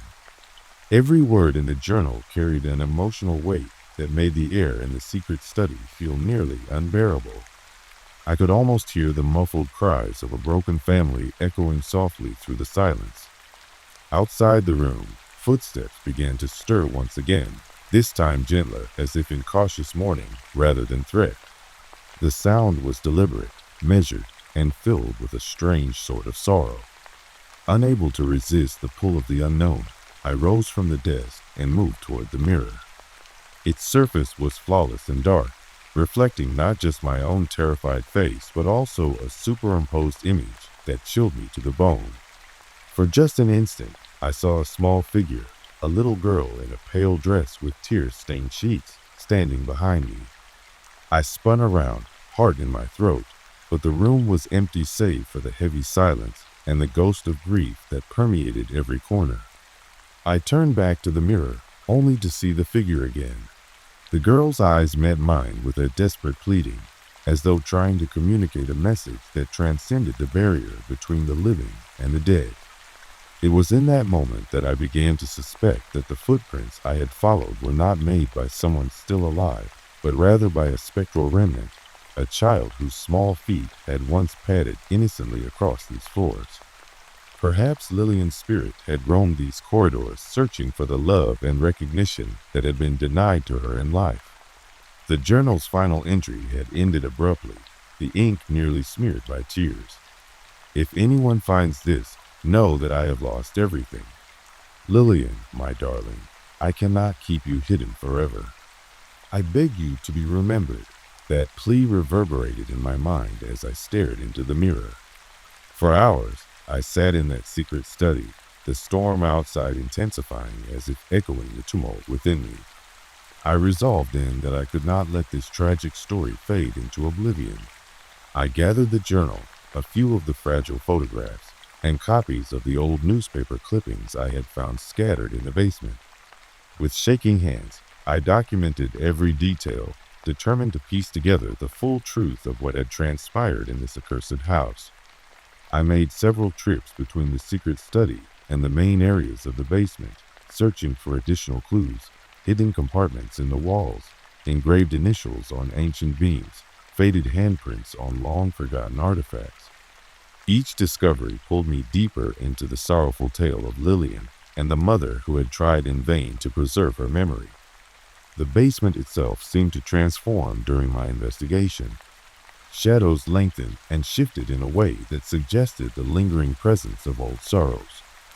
It was as if the very walls exhaled memories of heartbreak and remorse, and the ambient noises, dripping water, creaking floors, the soft hum of a long-dead air conditioner, blended with whispers of the past.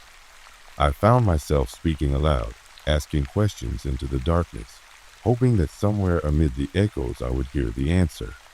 "Lillian, can you hear me?"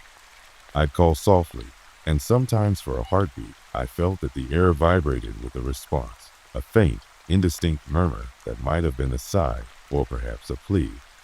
Weeks merged into one another as I dedicated myself to unraveling the basement secret. Each night, after ensuring the house was locked tight, I would descend into that labyrinth of sorrow with my camera and notebook, retracing the footsteps etched into the dust. I began to record the eerie sounds and capture images that defied conventional explanation. Flickering lights in abandoned corners, a child's laughter echoing faintly, though no living soul should be present. Even moments when the mirror in the secret study reflected not my own face, but that of a small, weeping child. Sometimes I would find new sets of muddy footprints leading away from the study into even darker recesses that I had never seen before. I followed those trails with a mix of dread and determination, too afraid to look back yet compelled to uncover every hidden part of the tragic tapestry that clung to this house.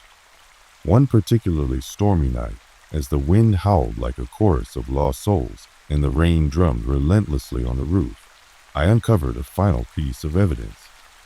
In a cramped, neglected storage room off the main basement corridor, I discovered a trunk partially hidden beneath a faded tarpaulin.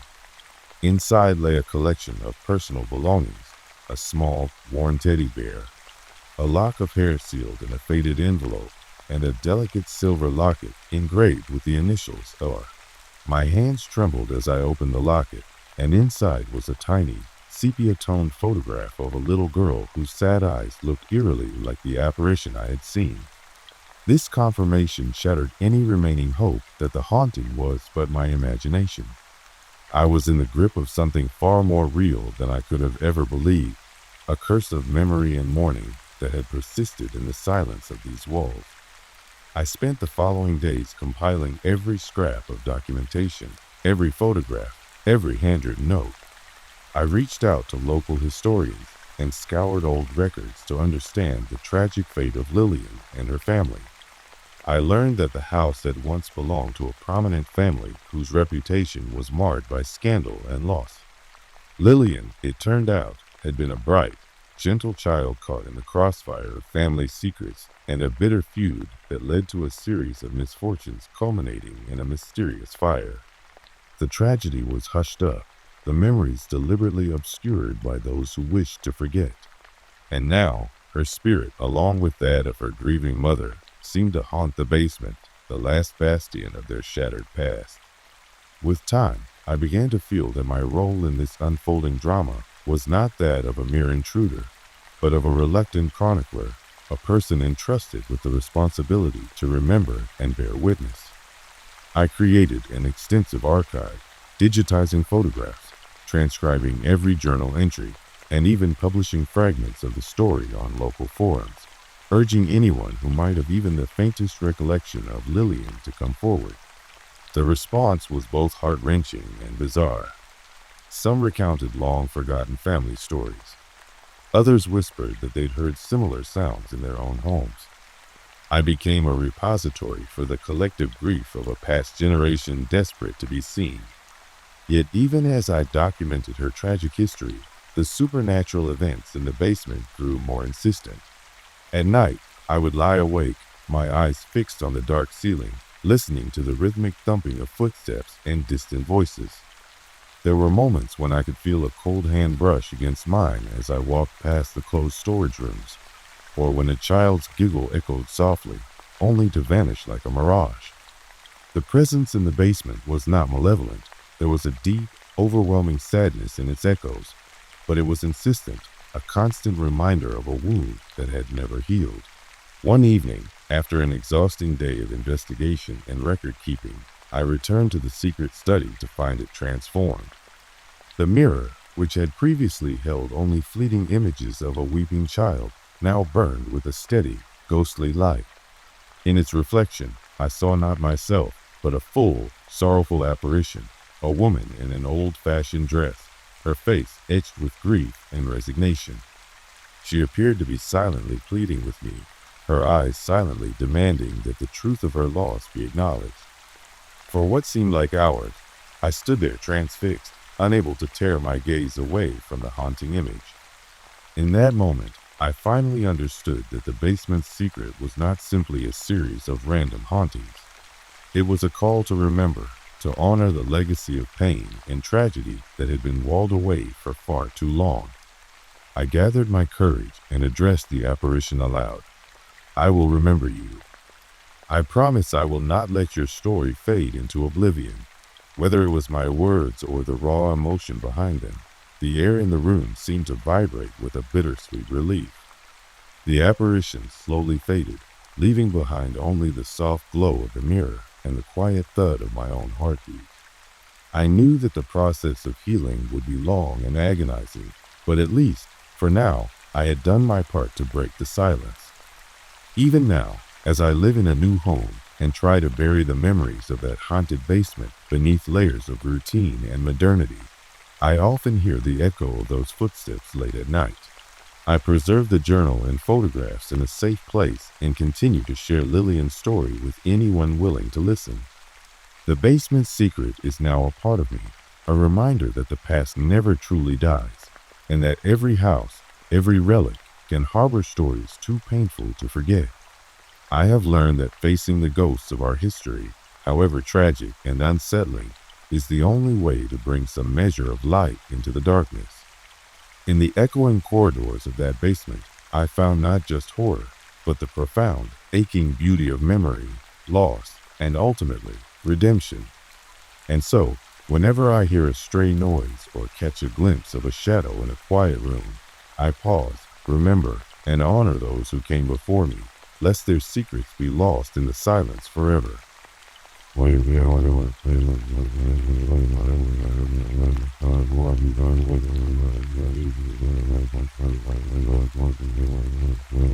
The basement's secret is my chronicle of a journey deep into the heart of a house haunted by grief, where every creak and dusty footprint speaks of lives once lived and lost. In uncovering its hidden sorrow, I found the courage to confront my own isolation and the importance of remembering the past. May this story serve as a reminder that even in our darkest, most forgotten corners, the echoes of our history call out, waiting to be heard. I'd planned a short solo trip into the backcountry, a chance to escape the relentless pulse of modern life and lose myself in the quiet austerity of nature. I was drawn, however, not just by the call of solitude, but by a peculiar rumor I'd heard whispered in local bars, of a forgotten cabin hidden deep within these woods, a relic of a past that had long been buried by time. No map marked its location, and locals claimed its existence was an urban legend. But legends, as I soon learned, often have kernels of disturbing truth. I set out on a crisp autumn morning, backpack loaded with a few essentials and a meticulously drawn route that I had planned from approximate coordinates. The forest welcomed me with a muted symphony of rustling leaves and distant bird calls. The deeper I ventured, the more I felt the pervasive solitude transform into a heavy, expectant quiet, as if the woods were holding their breath in anticipation. About 6 hours into my hike, fatigue mingled with an inexplicable sense of urgency. I found myself wandering off the beaten path, drawn by a faint glimmer of sunlight that filtered through a peculiar gap in the dense canopy.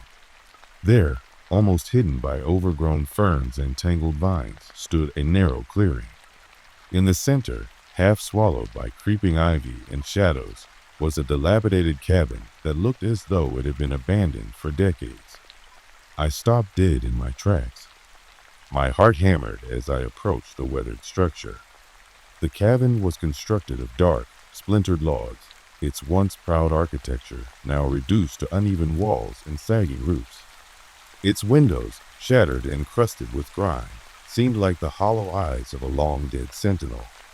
The very sight of it sent a chill coursing through my veins. The path to the cabin was uneven and obscured by fallen branches. I hesitated at the threshold, an uneasy mix of dread and curiosity pulling me forward. As I stepped into the clearing, a metallic tang filled the air, a scent of decay and rust that seemed out of place in the otherwise crisp, invigorating forest. The overgrown grass reached up to my boots as if to warn me not to tread further, yet my determination and morbid fascination forced my feet onward. Inside, the cabin's interior was shrouded in gloom, lit only by stray beams of light that pierced through holes in the rotted roof. Dust motes danced in the slivers of sunlight, lending a surreal quality to the scene. The floorboards creaked underfoot, and every step I took sounded like a whisper of long-forgotten secrets. As I explored further, I discovered that the cabin comprised only a few small rooms, a living area with a collapsed fireplace, a narrow kitchen nook with a rusted sink, and a single bedroom. On a rickety table in the living area lay several objects that immediately attracted my attention. Among them was a half-burned photograph in an ornate frame. The faded image captured a family, a father, a mother, and 2 children, all wearing somber expressions as though they were guarding a secret. Their eyes, even in the decay of the photograph, seemed to plead for help. Next to it, I found a leather-bound journal, its cover cracked and stained with what looked like old blood. The pages within were filled with frantic, nearly illegible script, interspersed with sketches of symbols I didn't recognize. I could feel my pulse quickening. There was an undeniable, almost palpable energy in this cabin, a residual imprint of lives lived in terror, sorrow, and perhaps even something darker. As I leafed through the journal, I discovered entries that detailed the life of a man who had once lived in seclusion in these woods. His words were desperate and erratic. He wrote of nightly visits by mysterious figures, of voices that whispered his name from the darkness, and of sinister rituals performed under the cold light of the moon. One entry mentioned a covenant of blood sealed within these very walls, a secret too dangerous to be left unsaid. The deeper I delved into the journal, the more my rational mind began to unravel. The narrative revealed that the cabin was once a meeting point for individuals who had forsaken society to worship something ancient and unspeakable. They believed that by forging a pact with this entity, they could gain immortality or an escape from the torments of mortal life. But something had gone horribly wrong. The accounts were filled with despair, betrayal, and the chilling realization that the entity they courted was not a benevolent savior, but a merciless force that demanded blood and souls in return. Late that afternoon, as the sun began its slow descent, I realized I'd lost track of time. The shadows grew longer, and an oppressive darkness started to seep into every corner of the clearing. I made a mental note to document every detail, every emotion that surged within me, feeling increasingly that I was stepping into someone else's nightmare, a nightmare that might not let go so easily. I decided to set up camp near the cabin. I was both repulsed and compelled by this place, repulsed by the weight of its tragic past and compelled by a need to understand it. In the relative safety of a clearing, I built a small fire, its flickering glow dancing against the backdrop of ancient trees. The fire provided a semblance of warmth, but the night air was filled with an unholy chill that seemed to seep through my very soul. Almost immediately, I began to notice things that defied natural explanation. At first, it was subtle, a scratching sound coming from the walls of the cabin that I couldn't attribute to any animal I knew of, a soft rustling that seemed too deliberate to be the wind.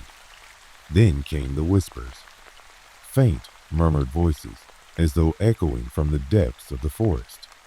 They seemed to speak in broken sentences, half-formed pleas and warnings that I could barely decipher.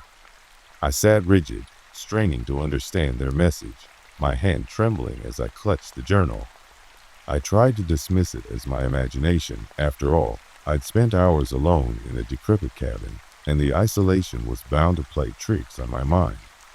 But as the night deepened, the voices grew louder and seemed to come from everywhere at once.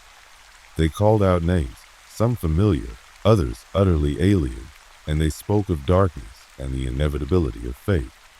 I felt as if the cabin itself were alive, its every creak and groan a lament for the terrible deeds committed within its walls. Around midnight, I couldn't take it anymore. An inexplicable dread urged me to return to my tent, away from the oppressive presence of the cabin. But as I turned to leave, I caught movement out of the corner of my eye, a figure standing at the far end of the room, barely discernible in the gloom. It looked like a person, yet its features were blurred and shifting, as though it were a mirage conjured up by my mind. I froze, my throat tight with a scream that I could not let out. The figure began to move slowly, almost gliding towards me. Every instinct screamed for me to run, but my body was paralyzed by a mix of terror and disbelief. As it drew nearer, I could see that its eyes held a strange intensity, an ancient sorrow and resignation that seemed to pierce right through me. I couldn't tell if it was reaching out in an act of warning or if it was merely a specter of the past, doomed to wander these halls forever. I tried to speak, but only a choked whisper came out. "Who? Are you?" The figure halted a few feet away, as if deliberating whether my question was worth an answer. For what seemed like an eternity, we simply stared at each other in a silence that was more deafening than any scream could have been. Then, as silently as it had appeared, the figure dissipated into thin air, leaving behind a palpable void, a lingering presence that made my skin crawl. I spent the rest of that night huddled by the fire, listening to the murmurs of the unseen, my thoughts racing as I recalled the diary entries and the haunting images in the photograph. In the morning, I decided to investigate further. Something inside me demanded answers, even if it meant confronting the darkness head-on.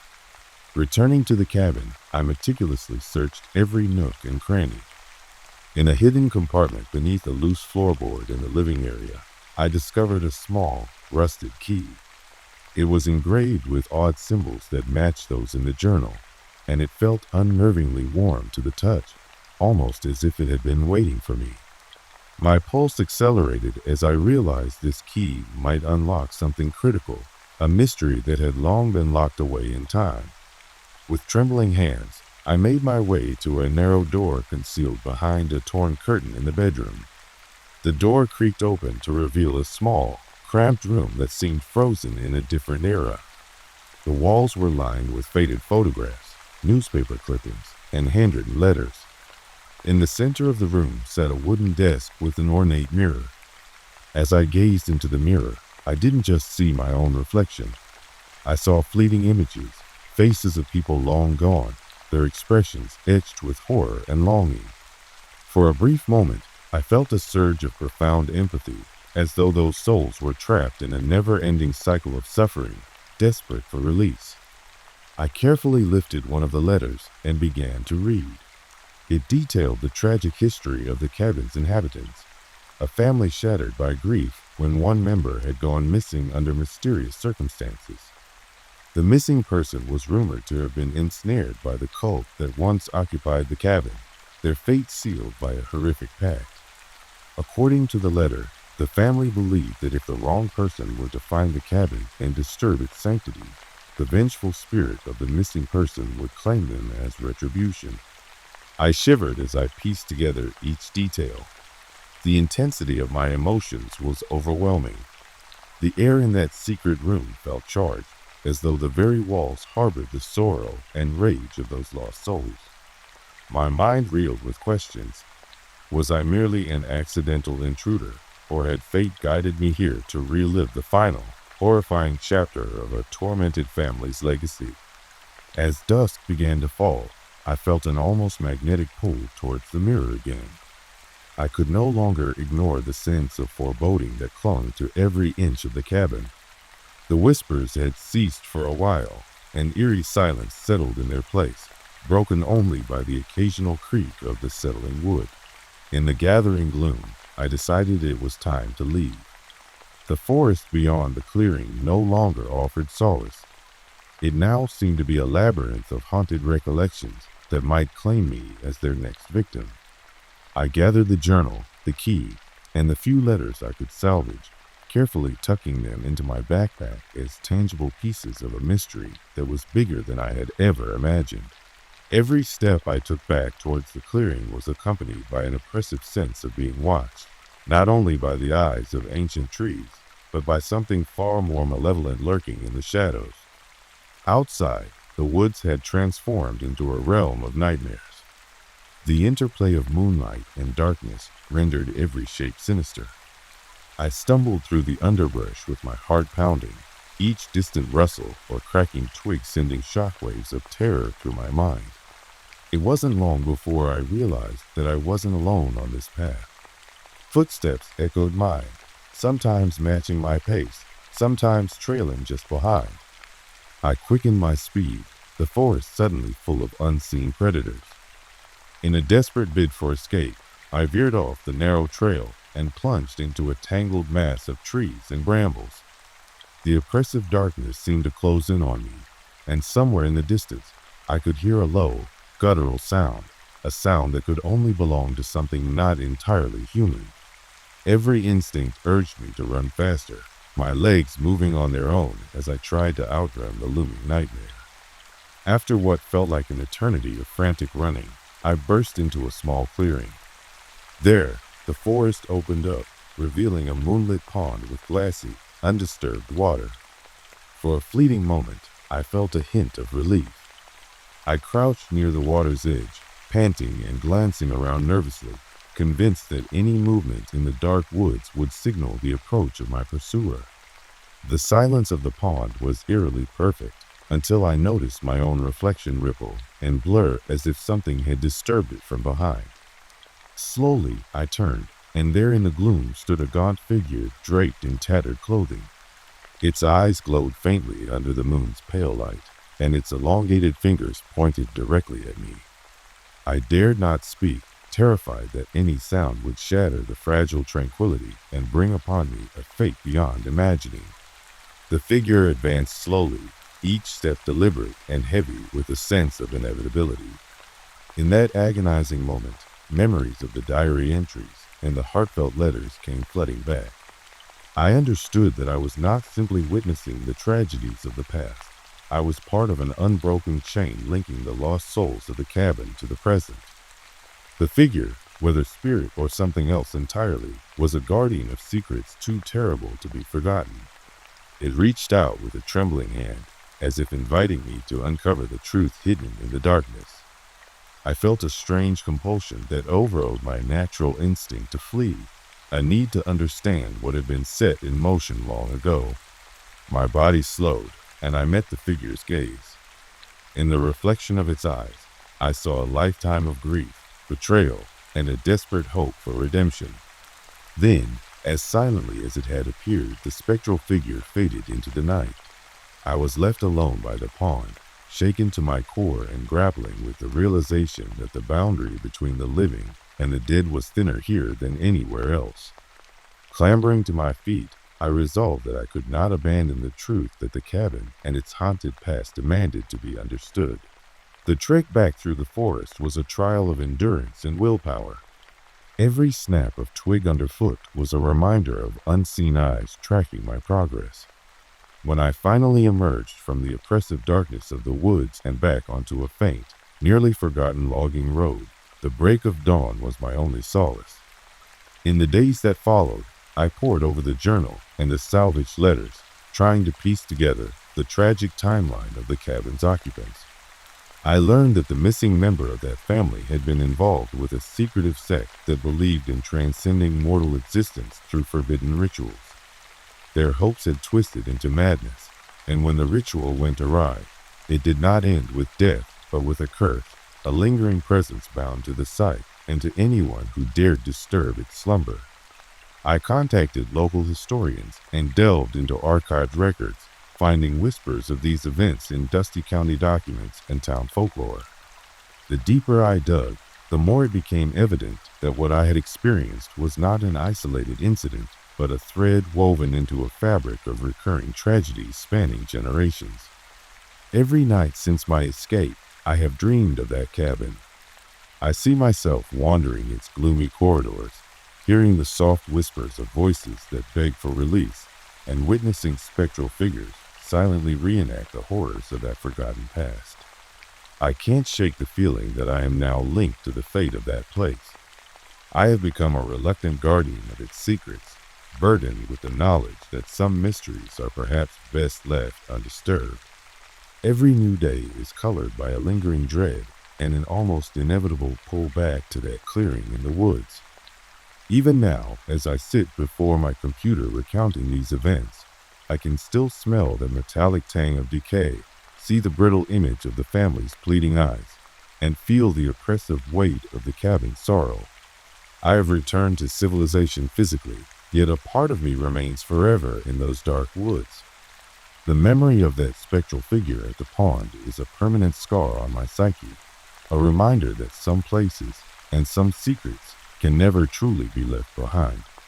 I live with the constant question, was I merely an unwitting trespasser, or did fate lead me to that cabin to resolve something unfinished? Perhaps one day I will return, not as a frightened wanderer, but as a seeker of truth willing to confront the darkness at its source. Until that time, I carry with me the echo of that night, a chilling symphony of sorrow and despair that haunts my every waking moment. The cabin in the clearing remains an enigma, a silent testament to horrors past and a constant reminder that in the depths of the woods, some secrets do not want to be discovered. I now know that some horrors are not confined to the pages of forgotten diaries or the whispered legends of old-timers. They lurk in the dark recesses of time and space, waiting patiently for someone to stir them awake.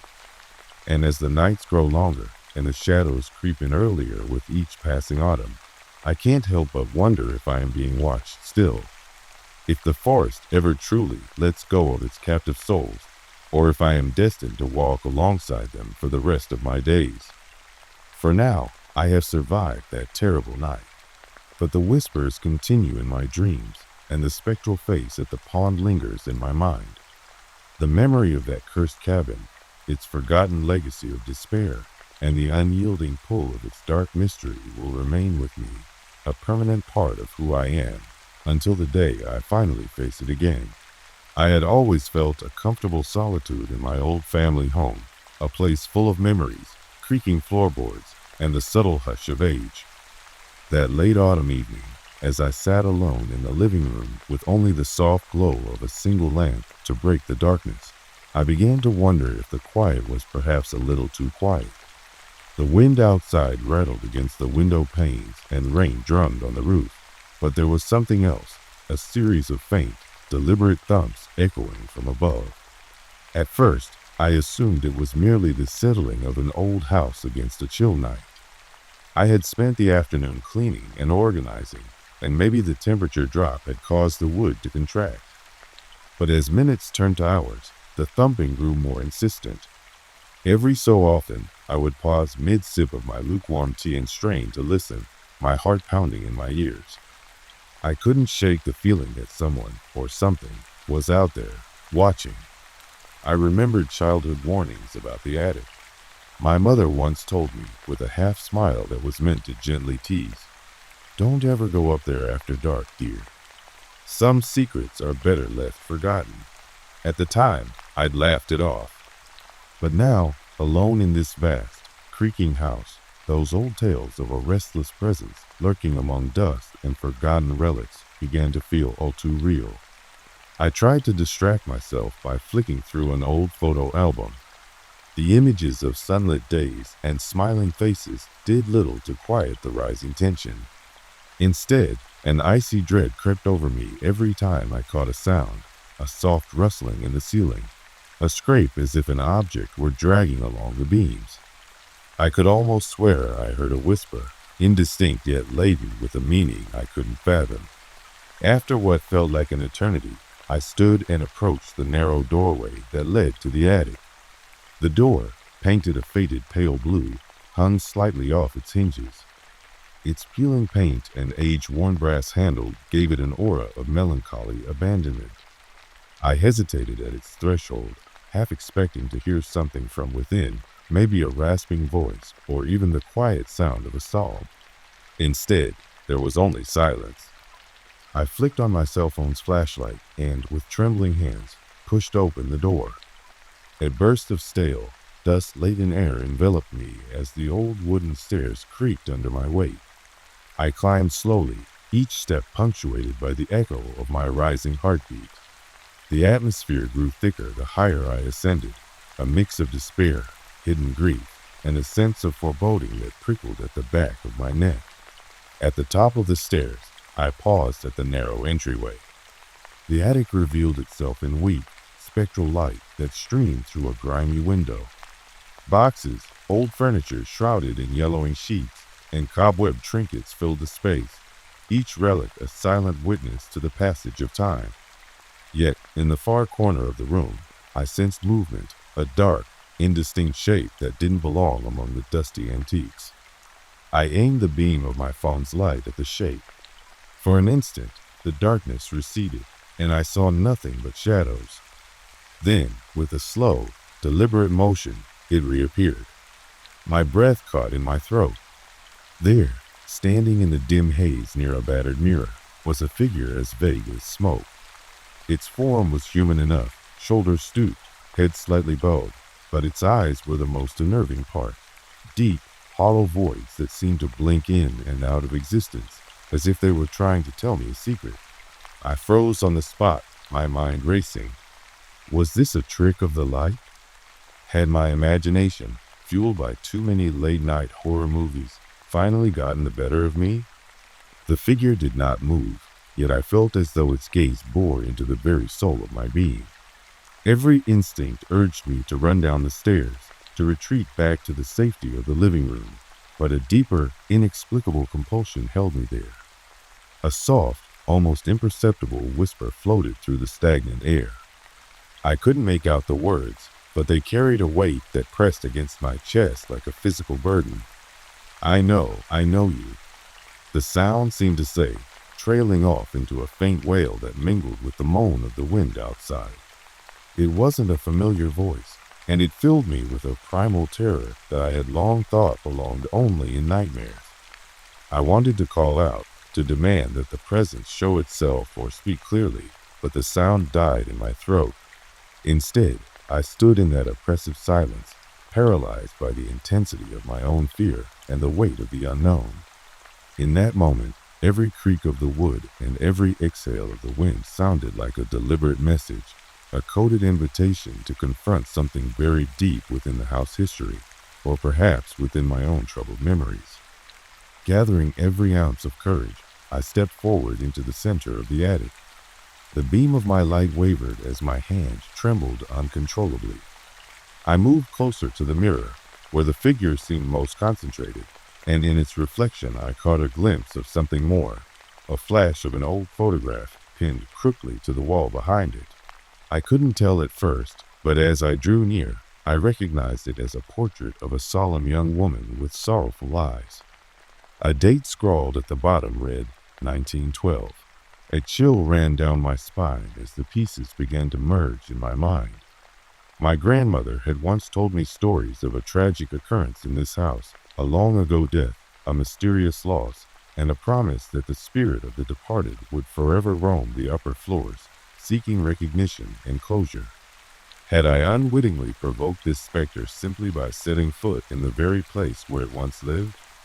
Or was it that the presence had lain dormant, waiting for me, the new occupant, to stir it awake? The atmosphere thickened, and the air grew colder. The figure in the mirror began to shift imperceptibly, its form elongating and contracting as if struggling against some unseen force. I could now distinctly see a pair of lips part in a silent plea, and in that fleeting moment, a torrent of images flooded my mind. Memories of a life before a sudden, inexplicable tragedy, the sound of laughter silenced by sorrow, the echo of footsteps in an empty corridor, and a desperate cry for help that went unanswered. The figure moved with an unnatural fluidity toward me. I felt as though it was not merely an image, but a presence, a being desperate to make contact. I took a cautious step back, my entire body trembling as if iced over. Then, in a voice that seemed to come from both nowhere and everywhere, it whispered, "Remember. Please remember." I stared at the words, caught between disbelief and terror. What did it mean? Was it pleading for recognition of a forgotten history, a forgotten name? Was it warning me of a danger that loomed over this place? My mind churned with questions, and each creak of the ancient wood felt like an answer I was too afraid to hear. The oppressive silence broke with a sudden, harsh sound, a loud thump behind me that resounded through the attic like a final, ominous drum. I spun around, heart in my throat, only to see the heavy shadow of a large trunk sliding slightly across the floor. Nothing else moved, yet the echo of that sound reverberated within me. In that charged instant, I recognized that this was not a figment conjured by my overactive mind. It was real. This presence was real. I fumbled with my phone and managed to record a few seconds of what I could only describe as a low, mournful hum that emanated from the very walls of the attic. The sound was both beautiful and heartbreaking, a dirge for forgotten souls. As the recording continued, I saw the figure gradually recede, melting back into the surrounding gloom as if it had never been there at all. Before I could decide on my next course of action, a clatter upstairs startled me from the recording's trance. The sound of heavy footsteps, deliberate and echoing, trailed from above. I glanced toward the only door leading further into the darkness, a narrow doorway that I'd always assumed led only to storage or old bedrooms. Now it pulsed with an eerie, inviting glow. With each beat of my heart, I felt the pull of an unseen force urging me to follow the sound. Against every instinct screaming at me to flee, I moved toward that door. My hand brushed against cold, peeling wallpaper that seemed almost to tremble in anticipation. I pushed the door open slowly, and a new corridor revealed itself, a long, narrow passage lined with faded photographs and dust-covered relics. The footsteps grew louder, more insistent, until they almost drowned out my own panicked breathing. I forced myself forward, using the beam of my phone to guide my steps. Every door along the corridor was slightly ajar, as though each one carried a secret waiting to be unveiled. At the far end, I discovered a door that was slightly different from the rest. Its surface was smudged with streaks of dark, dried blood. I couldn't tell if it was real or merely the play of shadows, but it filled me with a cold, aching dread. With trembling determination, I pushed it open. Inside was a small room that looked more like a forgotten study than part of the main house. A single, time-worn desk stood in one corner, and above it, on the wall, hung an ornate mirror in an intricately carved frame. The air in that room was even colder than the corridor, and it seemed to vibrate with the echoes of the past. There, at the desk, lay a battered leather journal with yellowed pages. I picked it up, the weight of it sending a shiver down my spine. As I opened the journal, a message was scrawled across the first page in shaky, desperate handwriting. I am trapped in these walls. Remember me. They took everything, my name, my love, my life. The faded ink and the style of the letter suggested a century-old sorrow, a tragedy that had long been buried. At that moment, I felt a presence behind me, a cold breath on the back of my neck that made my skin crawl. I spun around, heart pounding, but saw nothing. The silence was absolute, as if the very air had held its breath. I clutched the journal to my chest, unsure if it was a warning, a plea, or a confession. Then came another whisper, clearer this time, and almost pleading. Help me. The voice was soft, yet imbued with immense sorrow. It tugged at my very soul as if it were a part of me long forgotten. I stepped forward, unable to resist any longer, and placed a trembling hand on the cold wall. In that contact, I felt a surge of emotions, pain, loss, and an overwhelming loneliness that mirrored my own isolation. It was as if the ghost of that lost soul reached out, desperate for acknowledgement, for someone to remember its existence. For what seemed like hours, I stood there in that small study, oscillating between terror and empathy. The whispers continued intermittently, sometimes a soft murmur, sometimes a desperate cry. I could not tell if they were coming from the walls, the floorboards, or the very air itself. All I knew was that something in this house had been broken long ago, and now the damage was not confined to wood and dust, but to the fragile remnants of human hearts. The storm outside reached a fevered pitch, and lightning illuminated the room in jagged bursts. In one such flash, I saw a glimpse of a face in the mirror above the desk, a face drawn with heartbreak and despair.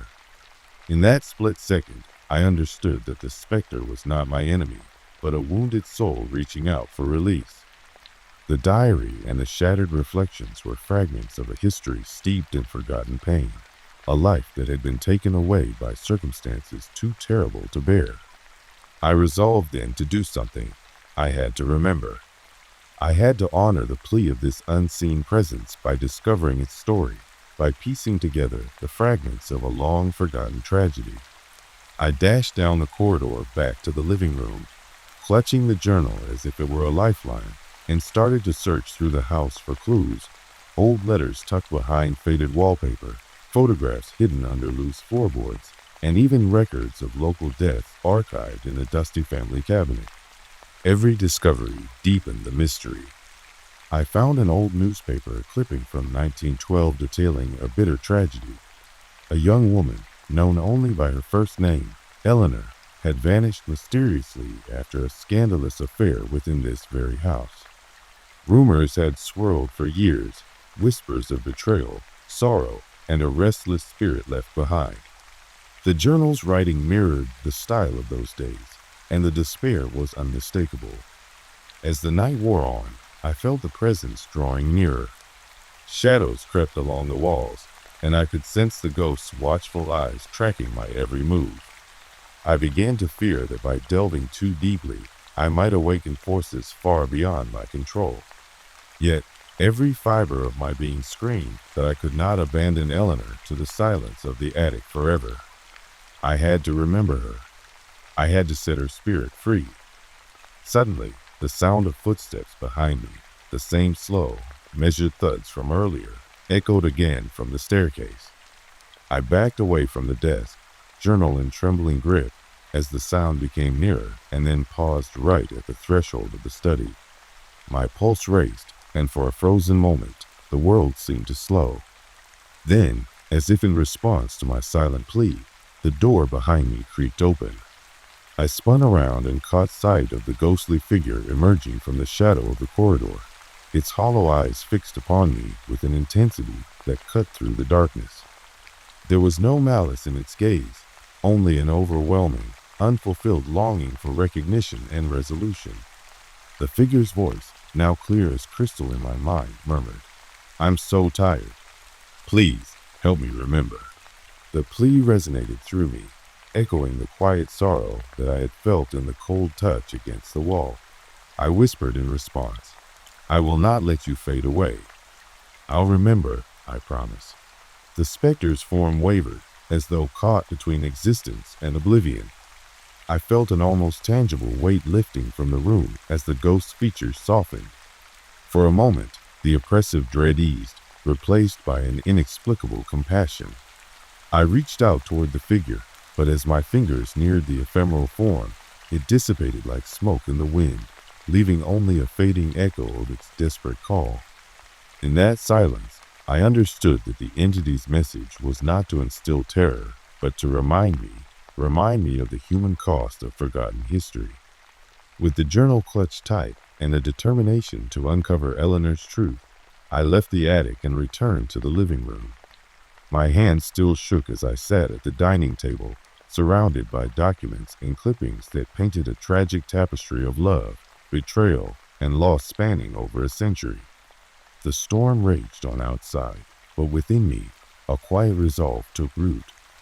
I spent hours piecing together Eleanor's story from scraps of old records, family anecdotes long buried under time, and the raw confessions of a heartache so deep it echoed in every creak of my home. I learned that she had been silenced by those who feared her scandalous beauty and fierce passion, a woman whose memory was deliberately erased. It seemed the house itself had been complicit in keeping her secret hidden, only now demanding that someone acknowledge the truth. By the time dawn broke, pale light streamed through the windows, and the oppressive atmosphere began to recede, I had gathered enough evidence to honor her memory. I printed out clippings, transcribed parts of the old diary passages, and even made a promise to myself to share her story with anyone who would listen. As I set my things in order, I felt one last, soft whisper brush past my ear, a gentle thank you, or perhaps a plea for forgiveness, echoing in the quiet morning air.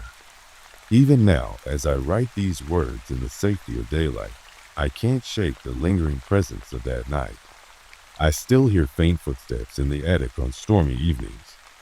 Sometimes I catch myself glancing upward, wondering if Eleanor's gaze still follows me, silently urging me to remember her story, and the haunting truth that every home, every old relic, carries the weight of forgotten souls. I've since moved on and left that house behind, but the memory of that night remains etched into my very being. In our modern lives, we often dismiss the quiet spaces of our past, the dark corners of memory. But sometimes, in the stillness of a stormy night, when the only sound is that of a lonesome heartbeat and the soft thumps from above, we are reminded that everything has a history. And sometimes, what watches from the attic is not here to harm us. It is here to be remembered. I will carry Eleanor's story with me always, as a reminder to honor every lost voice and to listen closely to the whispers in the dark. For in remembering, we might just set the restless souls free, and in doing so, perhaps finally find peace for ourselves. The watching in the attic is my testament to the eerie truth that even in our solitude, the past will always find a way to reach us. And as long as there are secrets hidden in the rafters, someone, somewhere, is watching. It started with a glimpse. I was tidying up in the dim light of my apartment one chilly autumn evening when I noticed something strange in my bedroom mirror. At first, I assumed it was my tired eyes playing tricks on me. I had been working long hours at a job that drained every bit of my spirit, and I was hardly surprised when my vision blurred at the edges. But when I looked a second time, I saw that the reflection wasn't quite right. The face looking back wasn't entirely mine. There was a subtle distortion, a flicker of another presence lurking behind the contours of my own expression. That night, as I lay in bed with insomnia tugging at my sanity, I couldn't stop replaying that unnerving vision in my mind. I had inherited the mirror from my grandmother, a beautiful, antique piece with a carved wooden frame that told tales of old-world charm and mystery. It was something I'd always admired in family photos, an heirloom that spoke of generations past. But that night, it seemed less like a cherished relic and more like a window into an alternate reality. The following morning, determined to understand what I'd seen, I sat down in front of the mirror. I adjusted the lighting, fumbled with my phone to record a video, and even tried to gently wipe the glass, half expecting smudges to be the culprit. Yet nothing changed. My reflection appeared perfectly normal for a few seconds. Then, when I paused, I caught a fleeting image of a pale, gaunt face hovering just over my shoulder in the reflection, its eyes dark and sorrowful. I whipped around immediately, heart pounding, yet the room was empty. I told myself it must have been a trick of the light, the result of exhaustion. Still, I couldn't shake the feeling that the mirror held secrets I was not meant to see. Over the next few nights, the odd occurrences escalated. I would catch glimpses of the figure whenever I wasn't paying full attention at the corner of my eye, reflected in a window or in the wavering image of my computer screen. One particularly restless night, I lay awake staring at the mirror. The familiar comfort of my reflection was gone, replaced by a stranger. My eyes met eyes that weren't entirely my own, features that seemed to blur the line between my identity and something unknown. The face in the mirror was intermittently overlaid with faint images, shadows of a long-forgotten sorrow, hints of a life I never lived but somehow recognized. It was as if the mirror held a portal to another existence. I began to research my family history in an attempt to uncover any mention of a cursed heirloom or ghostly phenomena linked to that mirror. My grandmother's journals, yellowed with time, spoke of peculiar dreams and mysterious visitations, but nothing explicit about the mirror itself. Still, she mentioned a vengeful-looking glass in passing, a term that chilled me to the core when I saw it written in her spidery hand.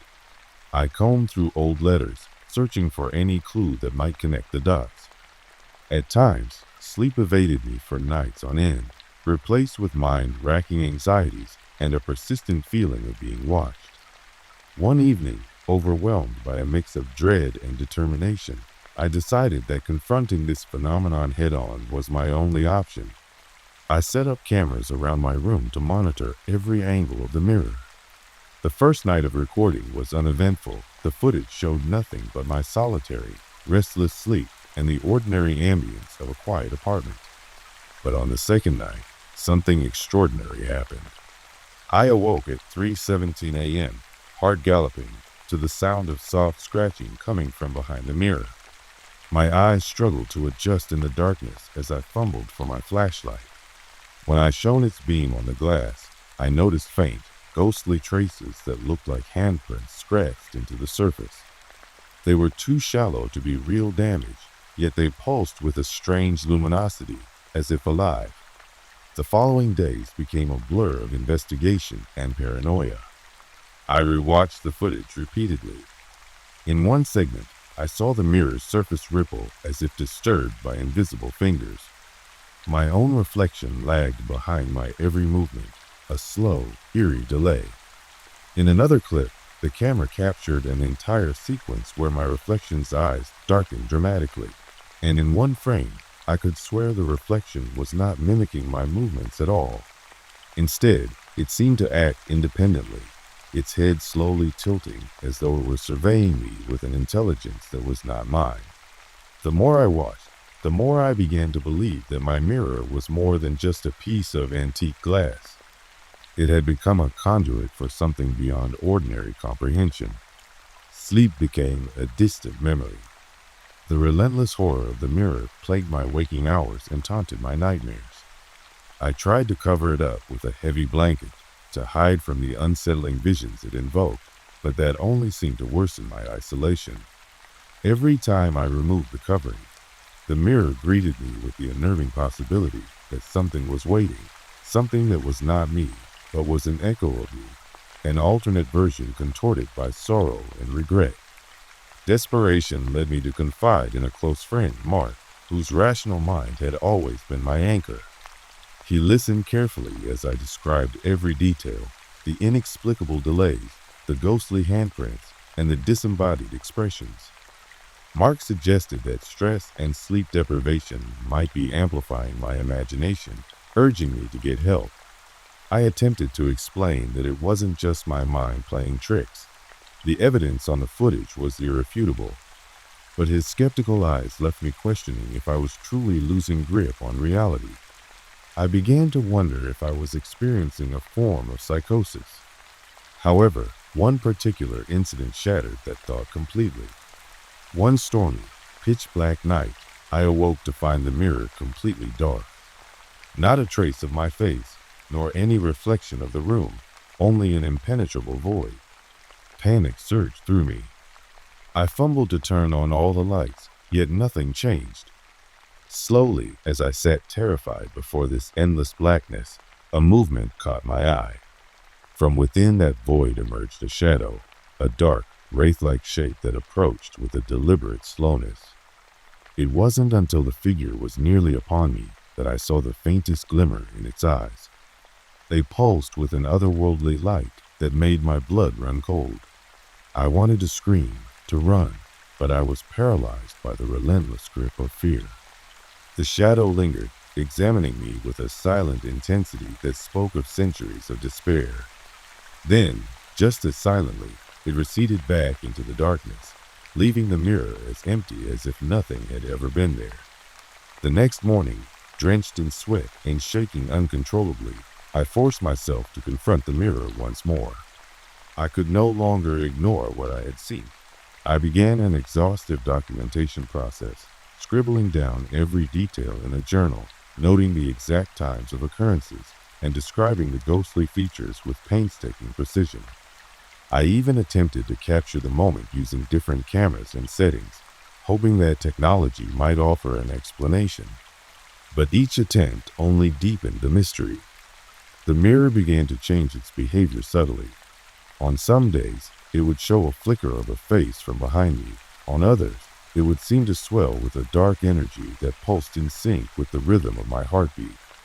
One particularly dismal afternoon, while leafing through the margins of my grandmother's old journals, I discovered an entry that chilled me to the core.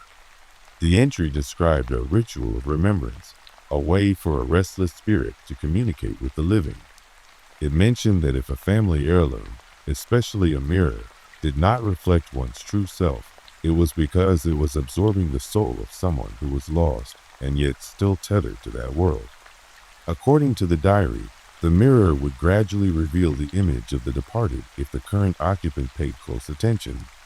I felt as though each word was addressed to me, a warning or perhaps an explanation. Had this mirror been cursed long before it came into my possession?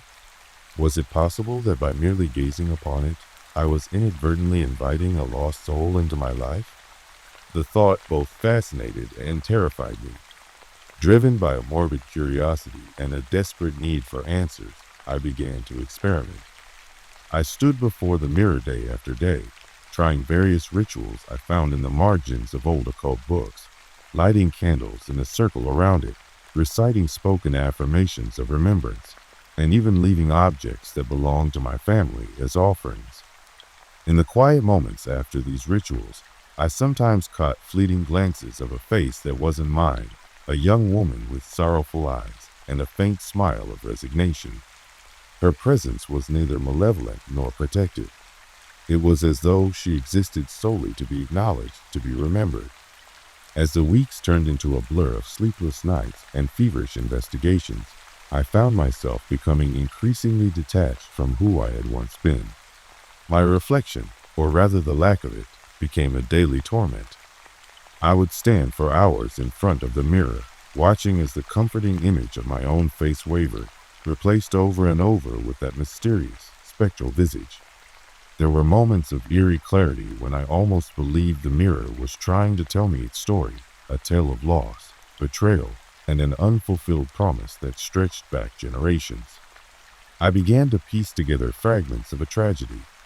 A young woman named Isabella, whose life had been cut tragically short in a fire that consumed an old estate, leaving behind only whispers and scraps of her spirit trapped within the mirror. One night, emboldened by a sudden surge of determination, I addressed the mirror directly. "Who are you?" I demanded in a trembling voice. The silence that followed was heavy, laden with innumerable unspoken words. Then, in a voice that was not my own, but resonated as if from deep within a forgotten grave, the mirror replied, "I am she you lost. I am the one whose memory you dare not forget." The voice was sorrowful and ancient, echoing off the walls of my mind. It sent a shiver of both fear and pity through me. I felt tears streaming down my cheeks as I whispered back, "I will remember. I promise I will never forget." From that moment, the mirror's behavior changed ever so slightly. While it continued to play tricks on my mind in the dead of night, the spectral images became less erratic. There was a quiet rhythm to them now, a mournful cadence that spoke of deep, unending regret rather than pure malice. I began to understand that the mirror was not a monster to be vanquished. It was a relic filled with memories, a conduit for a lost soul desperate for acknowledgement. In its silent, reflective depths lay the ghost of a life abruptly ended, waiting for someone to listen, to remember, and perhaps to set it free. I dedicated myself to uncovering Isabella's story. I pored over county records, old newspapers, and family letters that had been tucked away in dusty attics.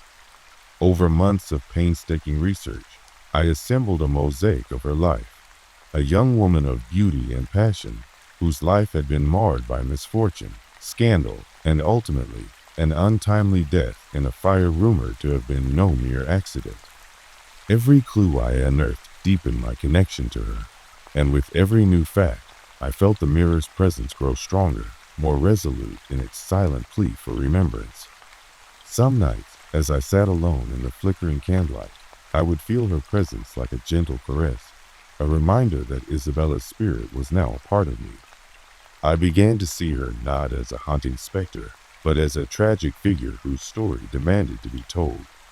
I created a small scrapbook filled with clippings, personal letters, and carefully transcribed interviews with people who remembered the old estate. I wrote down everything I discovered, and in the quiet spaces between my frantic research and weary sleep, I talked to her as if she were present, a conversation between a solitary soul and one lost in the annals of forgotten time. One particularly stormy night, when the wind howled like a chorus of mourning voices and rain battered the windows of my apartment, I made one last attempt to commune with the mirror. I arranged the items I had gathered, a faded photograph of Isabella in her youth, a weathered locket that had once belonged to her, and an old letter expressing her final, desperate hopes. I sat before the mirror, now illuminated solely by the erratic dance of lightning outside, and spoke softly. I have not forgotten you, Isabella. I promise your story will be heard. I will remember you, even if the world has long since cast you aside. For several agonizing minutes, the silence held me captive. Then, slowly, almost imperceptibly, the mirror's surface shimmered, and in that fleeting moment, I saw not my own face, but Isabella's. The sorrow in her eyes mingled with a gratitude so palpable it nearly moved me to tears. In that mystical exchange, I felt the crushing weight of decades of neglect and heartache lift ever so slightly. The mirror had served its purpose, not to terrify, but to remind me of the fragility of memory and the importance of bearing witness. And so, as dawn broke over a rain-soaked cityscape, I vowed to honor her legacy. I compiled everything I had learned into a small manuscript, a chronicle of her life and the dark secrets that had bound her to that cursed mirror. I shared her story on forums, in local historical societies, even with acquaintances who had once dismissed my ramblings as mere paranoia. Gradually, her tale began to take on a life of its own, a bittersweet blend of tragedy and remembrance that resonated with all who heard it. Now, years later, I still live with the echo of Isabella's sorrow. The mirror remains in my bedroom, a constant, silent witness to my efforts to remember. And sometimes, on quiet nights, as I lie awake and gaze into its depths, I see her smile, a small, fleeting expression of peace, as if finally freed from the shackles of a tragic past. I know that I carry a responsibility, not just to myself, but to all those lost souls whose stories are bound to the objects we inherit. The mirror that once failed to reflect me now reflects something more, a shared humanity, a connection between past and present, a reminder that in the silent corners of our lives, memory and loss often walk hand in hand. As the seasons change and I grow older, the terror of that mirror has transformed into a profound sense of duty. I have learned that even the most unnerving phenomena can hold within them a message of hope and redemption. Isabella's spirit, once trapped by the cruelty of fate, now lingers as a gentle reminder that we must never forget the stories of those who have been erased by time. In every scratch on the glass, in every fleeting flicker of shadow, there is a whisper urging us to remember, to acknowledge the beauty and tragedy of lives that once burned so brightly. I often wonder if others have experienced similar encounters with heirlooms or artifacts that bridge the gap between the living and the dead. Perhaps, in some quiet attic or forgotten room, there exists another mirror that does not simply reflect one's image, but offers a passage into hidden histories. For me, Isabella's mirror has become a daily meditation, a source of both terror and solace. And as I continue to care for it and keep her story alive through my writing and research, I take comfort in the realization that even in the darkest reflections, there can be light, if only we dare to remember. The mirror that didn't reflect me is my testament to the intricate tapestry of memory, loss, and the indomitable human spirit. In a world that often forgets too quickly, the most haunted mirrors may well be those that hold the faces of the forgotten. And if you ever find yourself facing a mirror that seems not to reflect you at all, pause for a moment, listen to its silent language, and remember that sometimes the past reaches out for acknowledgement in the most unexpected ways. I've always prided myself on being able to enjoy solitude. After years of living with roommates and noisy families, the silence of an empty house was almost a balm to my soul. I had finally moved into a small, old townhouse on the edge of a quiet suburb, a place with creaky wooden floors, long hallways, and a history that whispered through every corner. For the first few weeks, I reveled in the quiet nights and the freedom of having the entire house to myself. But there was something strange about the house, a persistent, unsettling sound that only emerged when the moon was high and the world outside was in deep slumber. I remember that particular night vividly. It was the kind of night that made you wonder if you'd made a mistake leaving the warmth of a crowded apartment for the eerie isolation of an old building. I had just finished reading a book in my favorite recliner when a noise, so subtle at first that I almost dismissed it, caught my attention. It sounded like soft footsteps echoing down the hall. At first, I tried to rationalize it. Perhaps the house was settling, or maybe the wind had pushed a loose shutter. But as the sound continued, slow, deliberate, and impossibly measured, I couldn't ignore it. I sat motionless, straining to hear any further detail. The sound came again, a gentle, rhythmic thud, followed by another, then the faintest whisper of a creak. I pressed my hand against my chest as a cold dread began to coil in my gut. I recalled the countless nights of silence that had made this house my sanctuary, and now it was as if the quiet had been invaded by a presence I couldn't quite name. Steeling myself, I rose from my chair and crept toward the hallway. I kept my hand on the wall, letting the cold, rough texture ground me as I advanced. Each step was an act of will, a defiance of the growing terror that screamed at me to run. The hallway stretched long and narrow before me, lined with faded wallpaper and pictures of people I'd never met, the previous occupants whose lives were interred in this aged space. With each measured step I took, the sound of the footsteps grew a little louder, as if echoing my own anxiety. As I reached the middle of the hall, I paused. The soft footsteps had halted right outside a closed door at the far end, a door I hadn't paid much attention to since moving in. It was an unassuming door with peeling paint and a tarnished knob that rattled slightly whenever the wind caught it. But tonight, it stood out in a way that pricked my every instinct. Something was behind it, something that didn't belong to the familiar creaks of an old house settling into winter. I blinked, wondering if my eyes were deceiving me in the dark. The house was supposed to be empty, and yet the sound, those footsteps, had a deliberate rhythm that no natural creak could imitate. I squinted at the door, trying to catch any sign of movement through the narrow crack at the bottom. For a long, breathless moment, nothing happened. Then came another sound, a slow, deliberate thump, as if a heavy object had been set down gently on the floor. My heart began to hammer in my chest, urging me to retreat even as curiosity burrowed into my mind. "Hello?" I whispered, the word trembling as it escaped my lips. I expected an answer, even a slurred, ghostly echo. But the only response was a deep, resonant silence. Yet the silence was not empty. In it, I could almost hear the anticipation, a breath held in waiting, a secret that longed to be told. Not entirely satisfied with my unanswered plea, I took a step closer to the door, running my fingers along the faded brass knob as though it could transfer some warmth or reassurance. The metal was icy in my grip, and for a fleeting moment, I was certain I wasn't alone. In the stillness, the sound of my own heartbeat was deafening, each pulse echoing in the cavernous silence of the corridor. With a final, determined breath, I turned the knob slowly, half expecting it to creak open on its own. The door swung open with a long, mournful groan that sent shivers down my spine. Beyond was a narrow passageway that I had never noticed before, one that branched off from the main corridor and led into a part of the house shrouded in perpetual dusk. A thread of moonlight spilled in from a distant window at the end of the passage, illuminating only the edges of the room.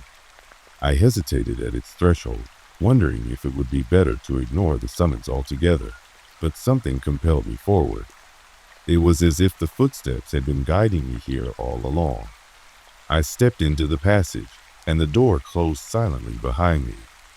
In the low light, I realized that the walls here were different from those in the main corridor. They were adorned with old wallpaper and patterns that seemed strangely familiar, patterns I had seen in an old family album, perhaps belonging to one of the many lives this house had sheltered. Dust danced in the air, illuminated by the weak light, and every step stirred up memories of long-forgotten secrets. As I advanced slowly, my eyes caught the slightest movement at the edge of the light, a shadow perhaps, that darted behind a rickety wooden door. My pulse quickened, and I pressed myself against the wall, heart pounding so fiercely I was sure it might burst. I strained to listen for any indication of another presence. Instead, I heard only the soft echo of my own breath and the residual patter of footsteps that had led me this far. I crept forward until I reached a small room at the end of the passage. The door, slightly ajar, beckoned me to peer inside. I pushed it open with trembling fingers, and what I saw made me freeze in place. The room was a forgotten relic, a narrow, cramped space that resembled a storage area or maybe a forgotten study. In the center stood an old wooden chair, its upholstery torn and faded. Scattered around, there were dusty books, faded photographs in ornate frames, and peculiar trinkets whose origins I couldn't decipher. But what caught my attention was a set of fresh footprints on the otherwise thick layer of dust. They were small, almost childlike, but unmistakably human. The footprints started at the door and led toward the far corner of the room, vanishing as if swallowed by shadows. My mind raced with questions. Who had left these footprints? Was it possible that someone else had been here this very night? I had been so careful, locking doors, checking the windows, ensuring that I was alone in this house. And yet, here were these undeniable marks of another presence. I crouched down, tracing the footprints with the tip of my finger. They were fresh, as if the person had been here only minutes ago.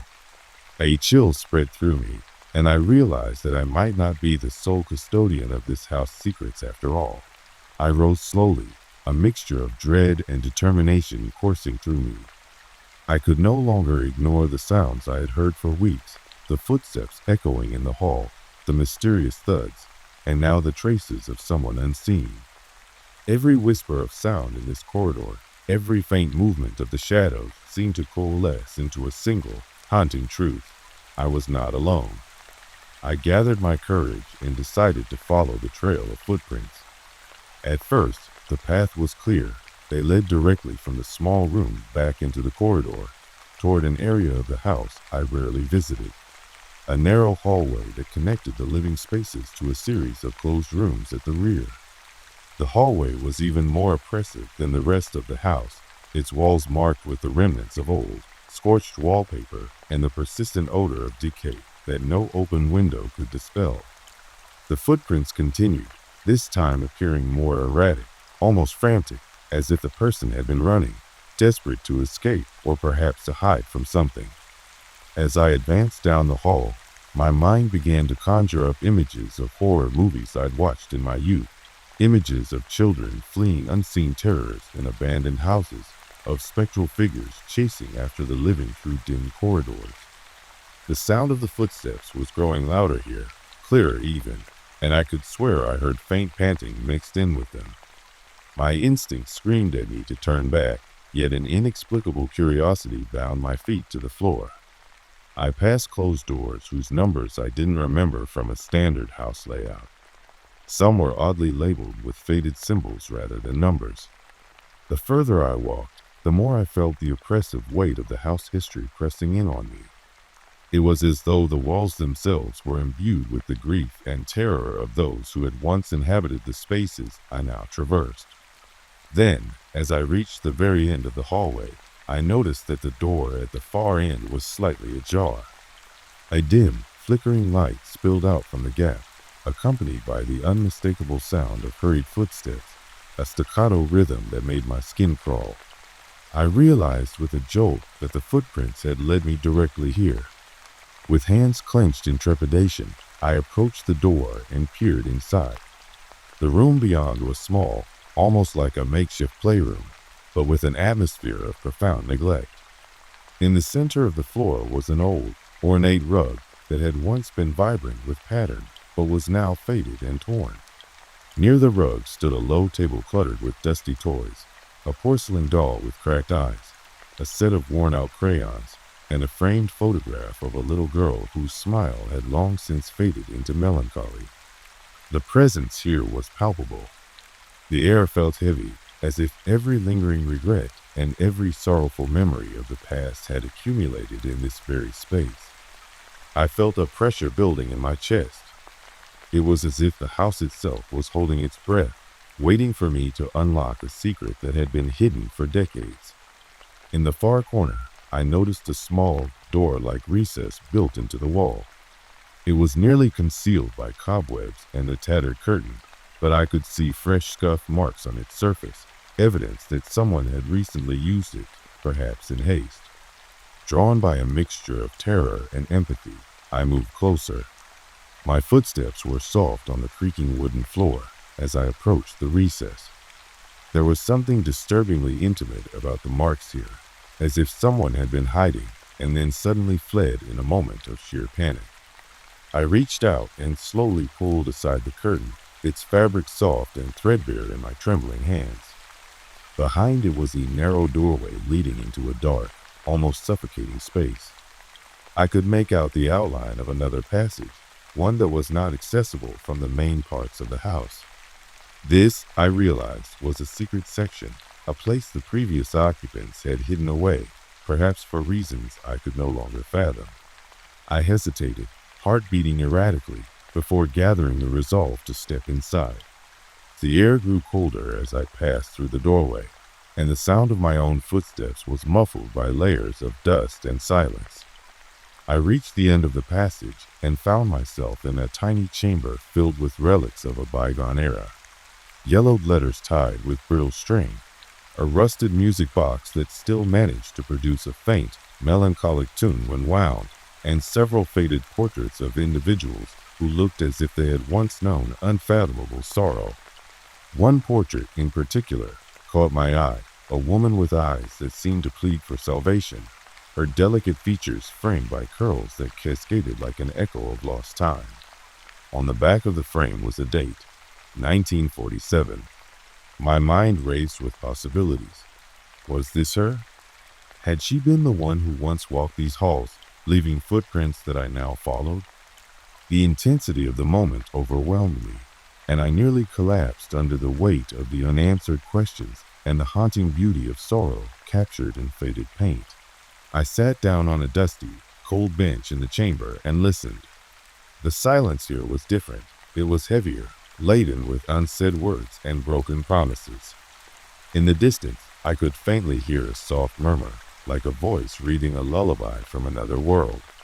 It wasn't a direct conversation, but a series of overlapping whispers, as if multiple souls were trying to share their stories all at once. I couldn't decipher the words, but I caught fragments: lost, forgotten, alone, and please remember. The realization struck me with a mix of horror and compassion. I was witnessing the echo of a profound, unspoken tragedy. The footsteps in the hall, the secret passageways, the hidden chamber, they all formed parts of a vast tapestry of sorrow and neglect. I began to understand that the house was not merely an empty shell, but rather a vessel containing the lingering presences of those who had suffered within its walls. Their traces were embedded in every scuff on the floor, every whisper of sound in the dark, every faded portrait left behind. I rose from the bench, determined to piece together this fragmented history. Clutching one of the yellowed letters in my hand, I tried to read the delicate, spidery handwriting. The letter spoke of heartbreak, of a promise to return that was never fulfilled. It hinted at secrets too dangerous to mention aloud. It mentioned a name repeatedly: Evelyn, and described a night full of regrets and unfinished farewells. I could barely make out the crumbling ink as I read, but the message was clear. Evelyn had been a soul lost in time, yearning for acknowledgement long after she had departed. The realization that I was not just being haunted, but was given a duty to remember those who had been forgotten settled over me like a mantle of bittersweet responsibility. The footsteps, that constant, deliberate cadence echoing in the halls of my home, were not meant to frighten me into isolation. They were a call to remember, a plea for resolution, and a testament to the power of memory. A sudden crash in the distance jolted me from my reverie. I startled and clutched the letter tightly to my chest, my eyes darting to the far end of the passage where darkness swallowed every detail. The sound was unmistakable, a heavy, echoing thud, as if something had been dropped or deliberately set in motion. I couldn't tell if it was a sign of danger or a clue to further unravel this mystery. Hesitantly, I moved toward the direction of the noise. As I stepped back into the narrow corridor, the old wooden floor groaned under my weight. Every step seemed punctuated by a new, disembodied sound, a shuffle of feet, the creak of old hinges, and even, at times, the subtle sigh of air moving through unseen cracks. I followed the path of these clues until I reached a long-forgotten part of the hallway that I hadn't explored before.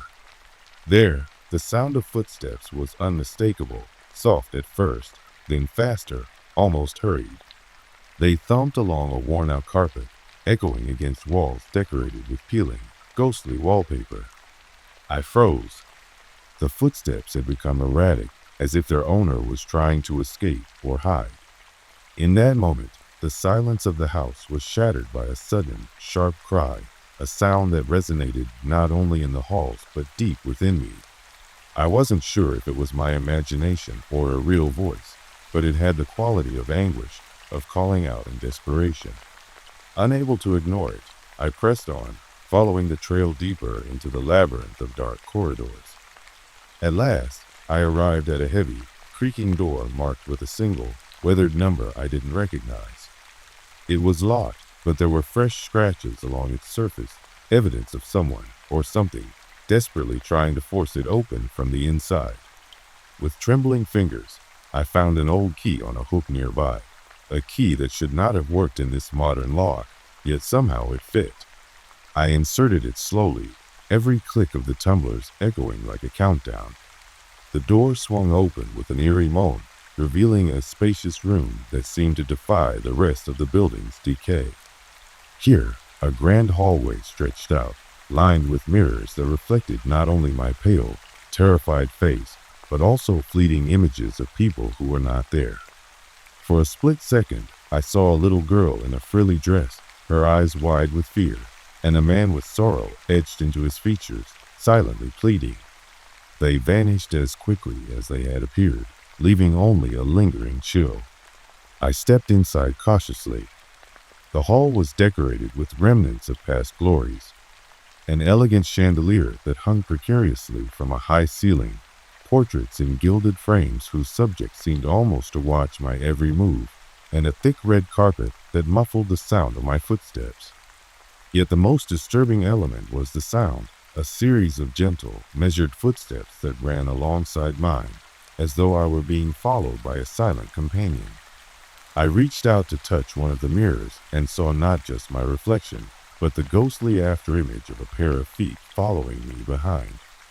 The reflection was slow, deliberate, a contrast to my hurried, trembling steps. I gasped and spun around, only to find the corridor empty.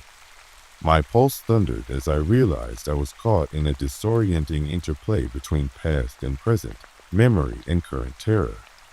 The atmosphere in the hall was suffocating, and every breath I took seemed to carry with it a whisper of the lives that had been lost here. I could almost hear fragments of conversation, of arguments and sobbing, as if the very walls were speaking of old tragedies and unfinished business. One particular murmur, a sorrowful cadence, repeated in my ears, "Come back, remember me." It was both a plea and an accusation, a demand that someone, anyone, acknowledge the forgotten souls whose stories were etched into the fabric of this place.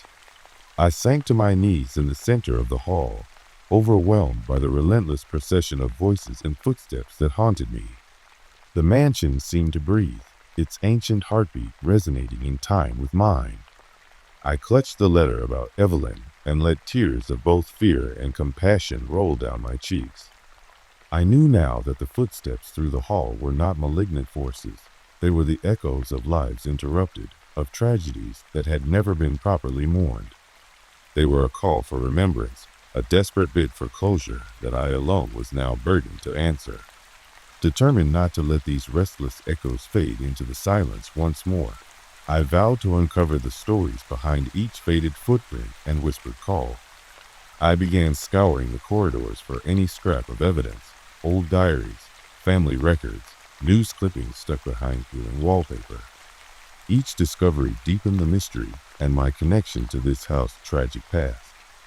I found, for example, a brittle newspaper article from 1947 recounting the mysterious disappearance of a young woman named Evelyn, whose beauty and sorrow had captivated those around her until her abrupt vanishing. The article mentioned rumors of betrayal, of a scandal so shattering that her family had concealed everything, even going so far as to erase her memory from public records. As dawn began to edge its way into the hall, casting long, grim shadows across the floor, the echoing footsteps finally subsided. The house, heavy with its secrets, seemed to exhale, a long-held breath released slowly into the chilly morning air. I was left with more questions than answers, but I had learned that the very walls of this home carried the voices of those who needed to be remembered. I now live in a new place, far from that haunted townhouse. But on quiet, stormy nights, I sometimes lie awake wondering if I have truly left the echoes behind. I can still hear those gentle, deliberate footsteps in my mind, the steady, sorrowful cadence that once led me down long, dark corridors in search of lost souls. I carry with me the memory of Evelyn and the countless others whose tragedies whispered through the hall. Their voices remind me that every space, every home, holds stories that insist on being remembered, that even in absolute solitude, the past is never truly gone. I have written down every scrap of evidence, every note and photograph I managed to salvage. I've shared their stories in forums and local history groups, urging others to remember them too. For in the act of remembrance, the cold grip of abandonment loosens, and even the most lonely corridor can become a place of healing and tribute. So if you ever find yourself in an old house, alone in the silence of night, listen carefully to the sounds that echo through the hall. Not every step is meant to instill fear. Some are a plea for remembrance, a call to honor those long past. And when you hear those footsteps, take a moment to pause, to remember. For each echo is a reminder that even in solitude, we are never truly alone.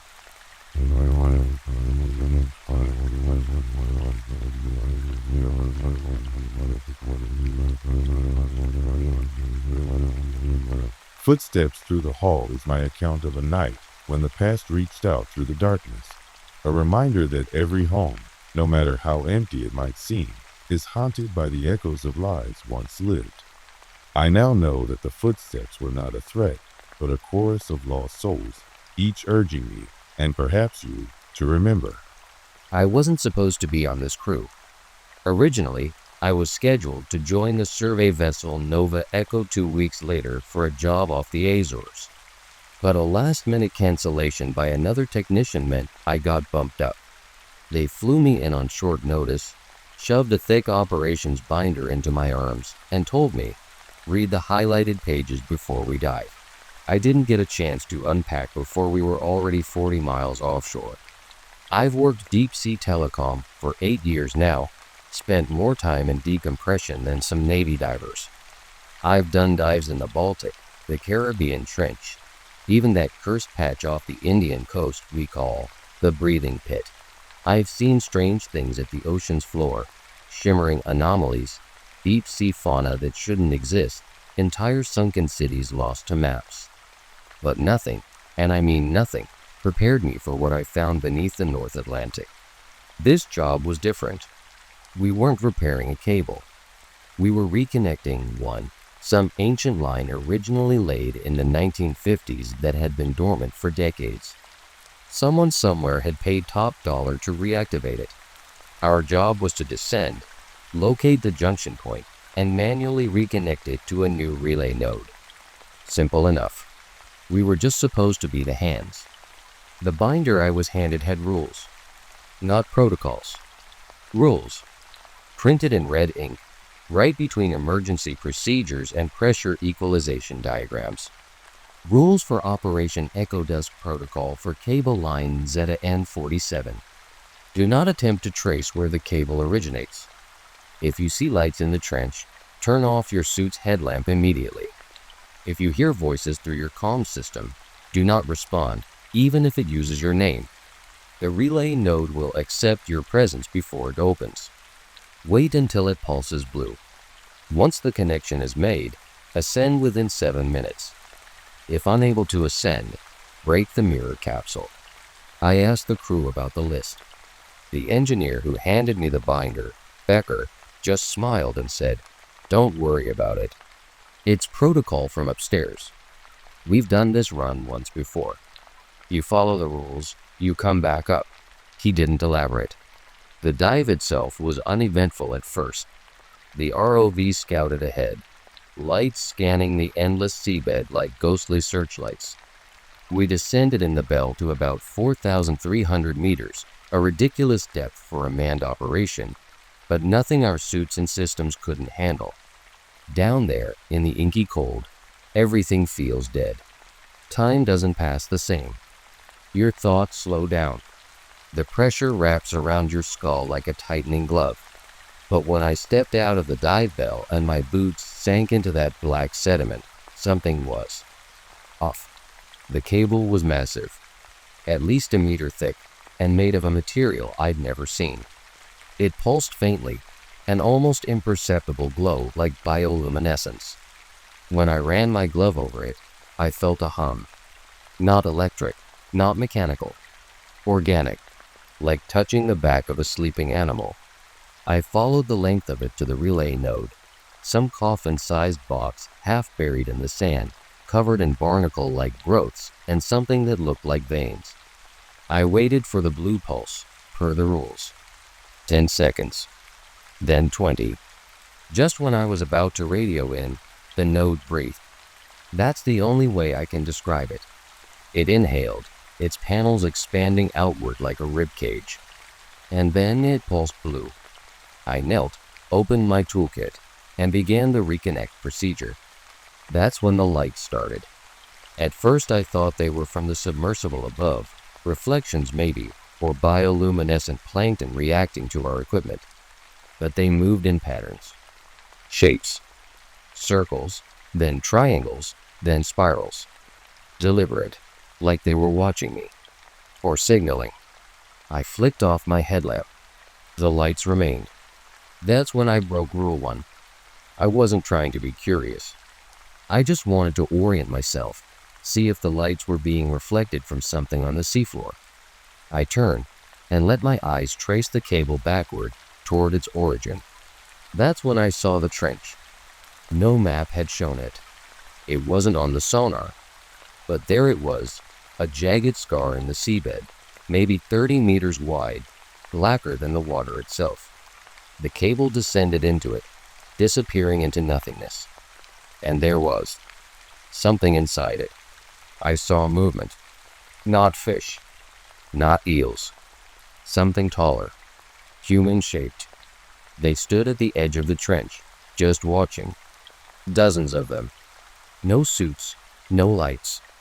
Just silhouettes in the water, staring upward with what I could feel, not see, but feel were hollow eyes. That's when the comms crackled. Jude, my name, clear as day. But it wasn't Becker. It wasn't anyone from the crew. The voice was soft, feminine, familiar. It sounded like my sister who died when I was 10. I gritted my teeth and focused on the cable, locking the relay node. My gloves trembled, not from fear, but from the voice, because it was saying things only she could have known. Don't forget the time we got locked in the basement. You cried until Mom found us. I bit my lip. Don't respond. I remembered the rule. The node pulsed white, signaling the connection was complete. I should have ascended. I didn't, because I saw something in the corner of my eye, my sister, or something that looked like her, floating just outside the trench in a dress she hadn't worn since the day of her funeral. I reached for the mirror capsule strapped to my suit. Then the others moved. The human-like figures began crawling upward from the trench edge. They didn't swim. They climbed, digging long fingers into the seabed, pulling themselves forward with jerking, unnatural motions. Their heads cocked sideways, their mouths too wide, too round. I'd seen those mouths before, in deep-sea fish that live in pitch black, mouths that unhinge to devour prey whole. I turned and ran, if you can call it that, underwater. Kicked off the seafloor, pushing hard toward the bell. That's when the cable pulsed red. Everything stopped. A low hum rang through my suit, vibrating not in the water, but in me. My bones ached. My teeth felt loose. And then the voice came again, louder this time, all around me. Stay. My dive computer began to glitch, numbers warping, countdown timers spiraling. The oxygen gauge blinked empty, then full, then empty again. Alarms that didn't exist in the manual screamed in my ears. I pulled the mirror capsule from my belt. You don't want to know what it is. They don't explain it in the binder, just that it's a fail-safe. That when all else fails, break the capsule. I did. There was a flash, a sharp, mirror-like burst of silver light that didn't illuminate anything, but reflected everything. I saw myself, dozens of me, trapped in infinite water, screaming. And then I was in the bell. I don't remember getting back in. 1 second, I was surrounded by the trench, the voices, the lights, and the next, I was slumped in the pressurized bell, bleeding from my nose, the mirror capsule in pieces at my feet. I was the only one who went down, but I wasn't the only one who came back up. The crew won't say anything. Becker avoids me now. When I try to bring it up, they just nod and change the subject. I check the camera footage from the dive. It's blank, completely blacked out from the moment I reached the cable. But something's different about the ship. The air smells wrong. Metallic. The kind of scent you get from leaving batteries in your mouth too long. And sometimes, at night, I hear scratching at the hull, like fingernails, trying to find a way back in. Last night, I found a message written on the condensation of my cabin mirror. We accepted you. I'm scheduled for a psych eval tomorrow, but I already know how it'll go. I'll smile, play along, say I'm just tired. But the truth is, I'm not sure I came back alone, and I'm not sure I ever left.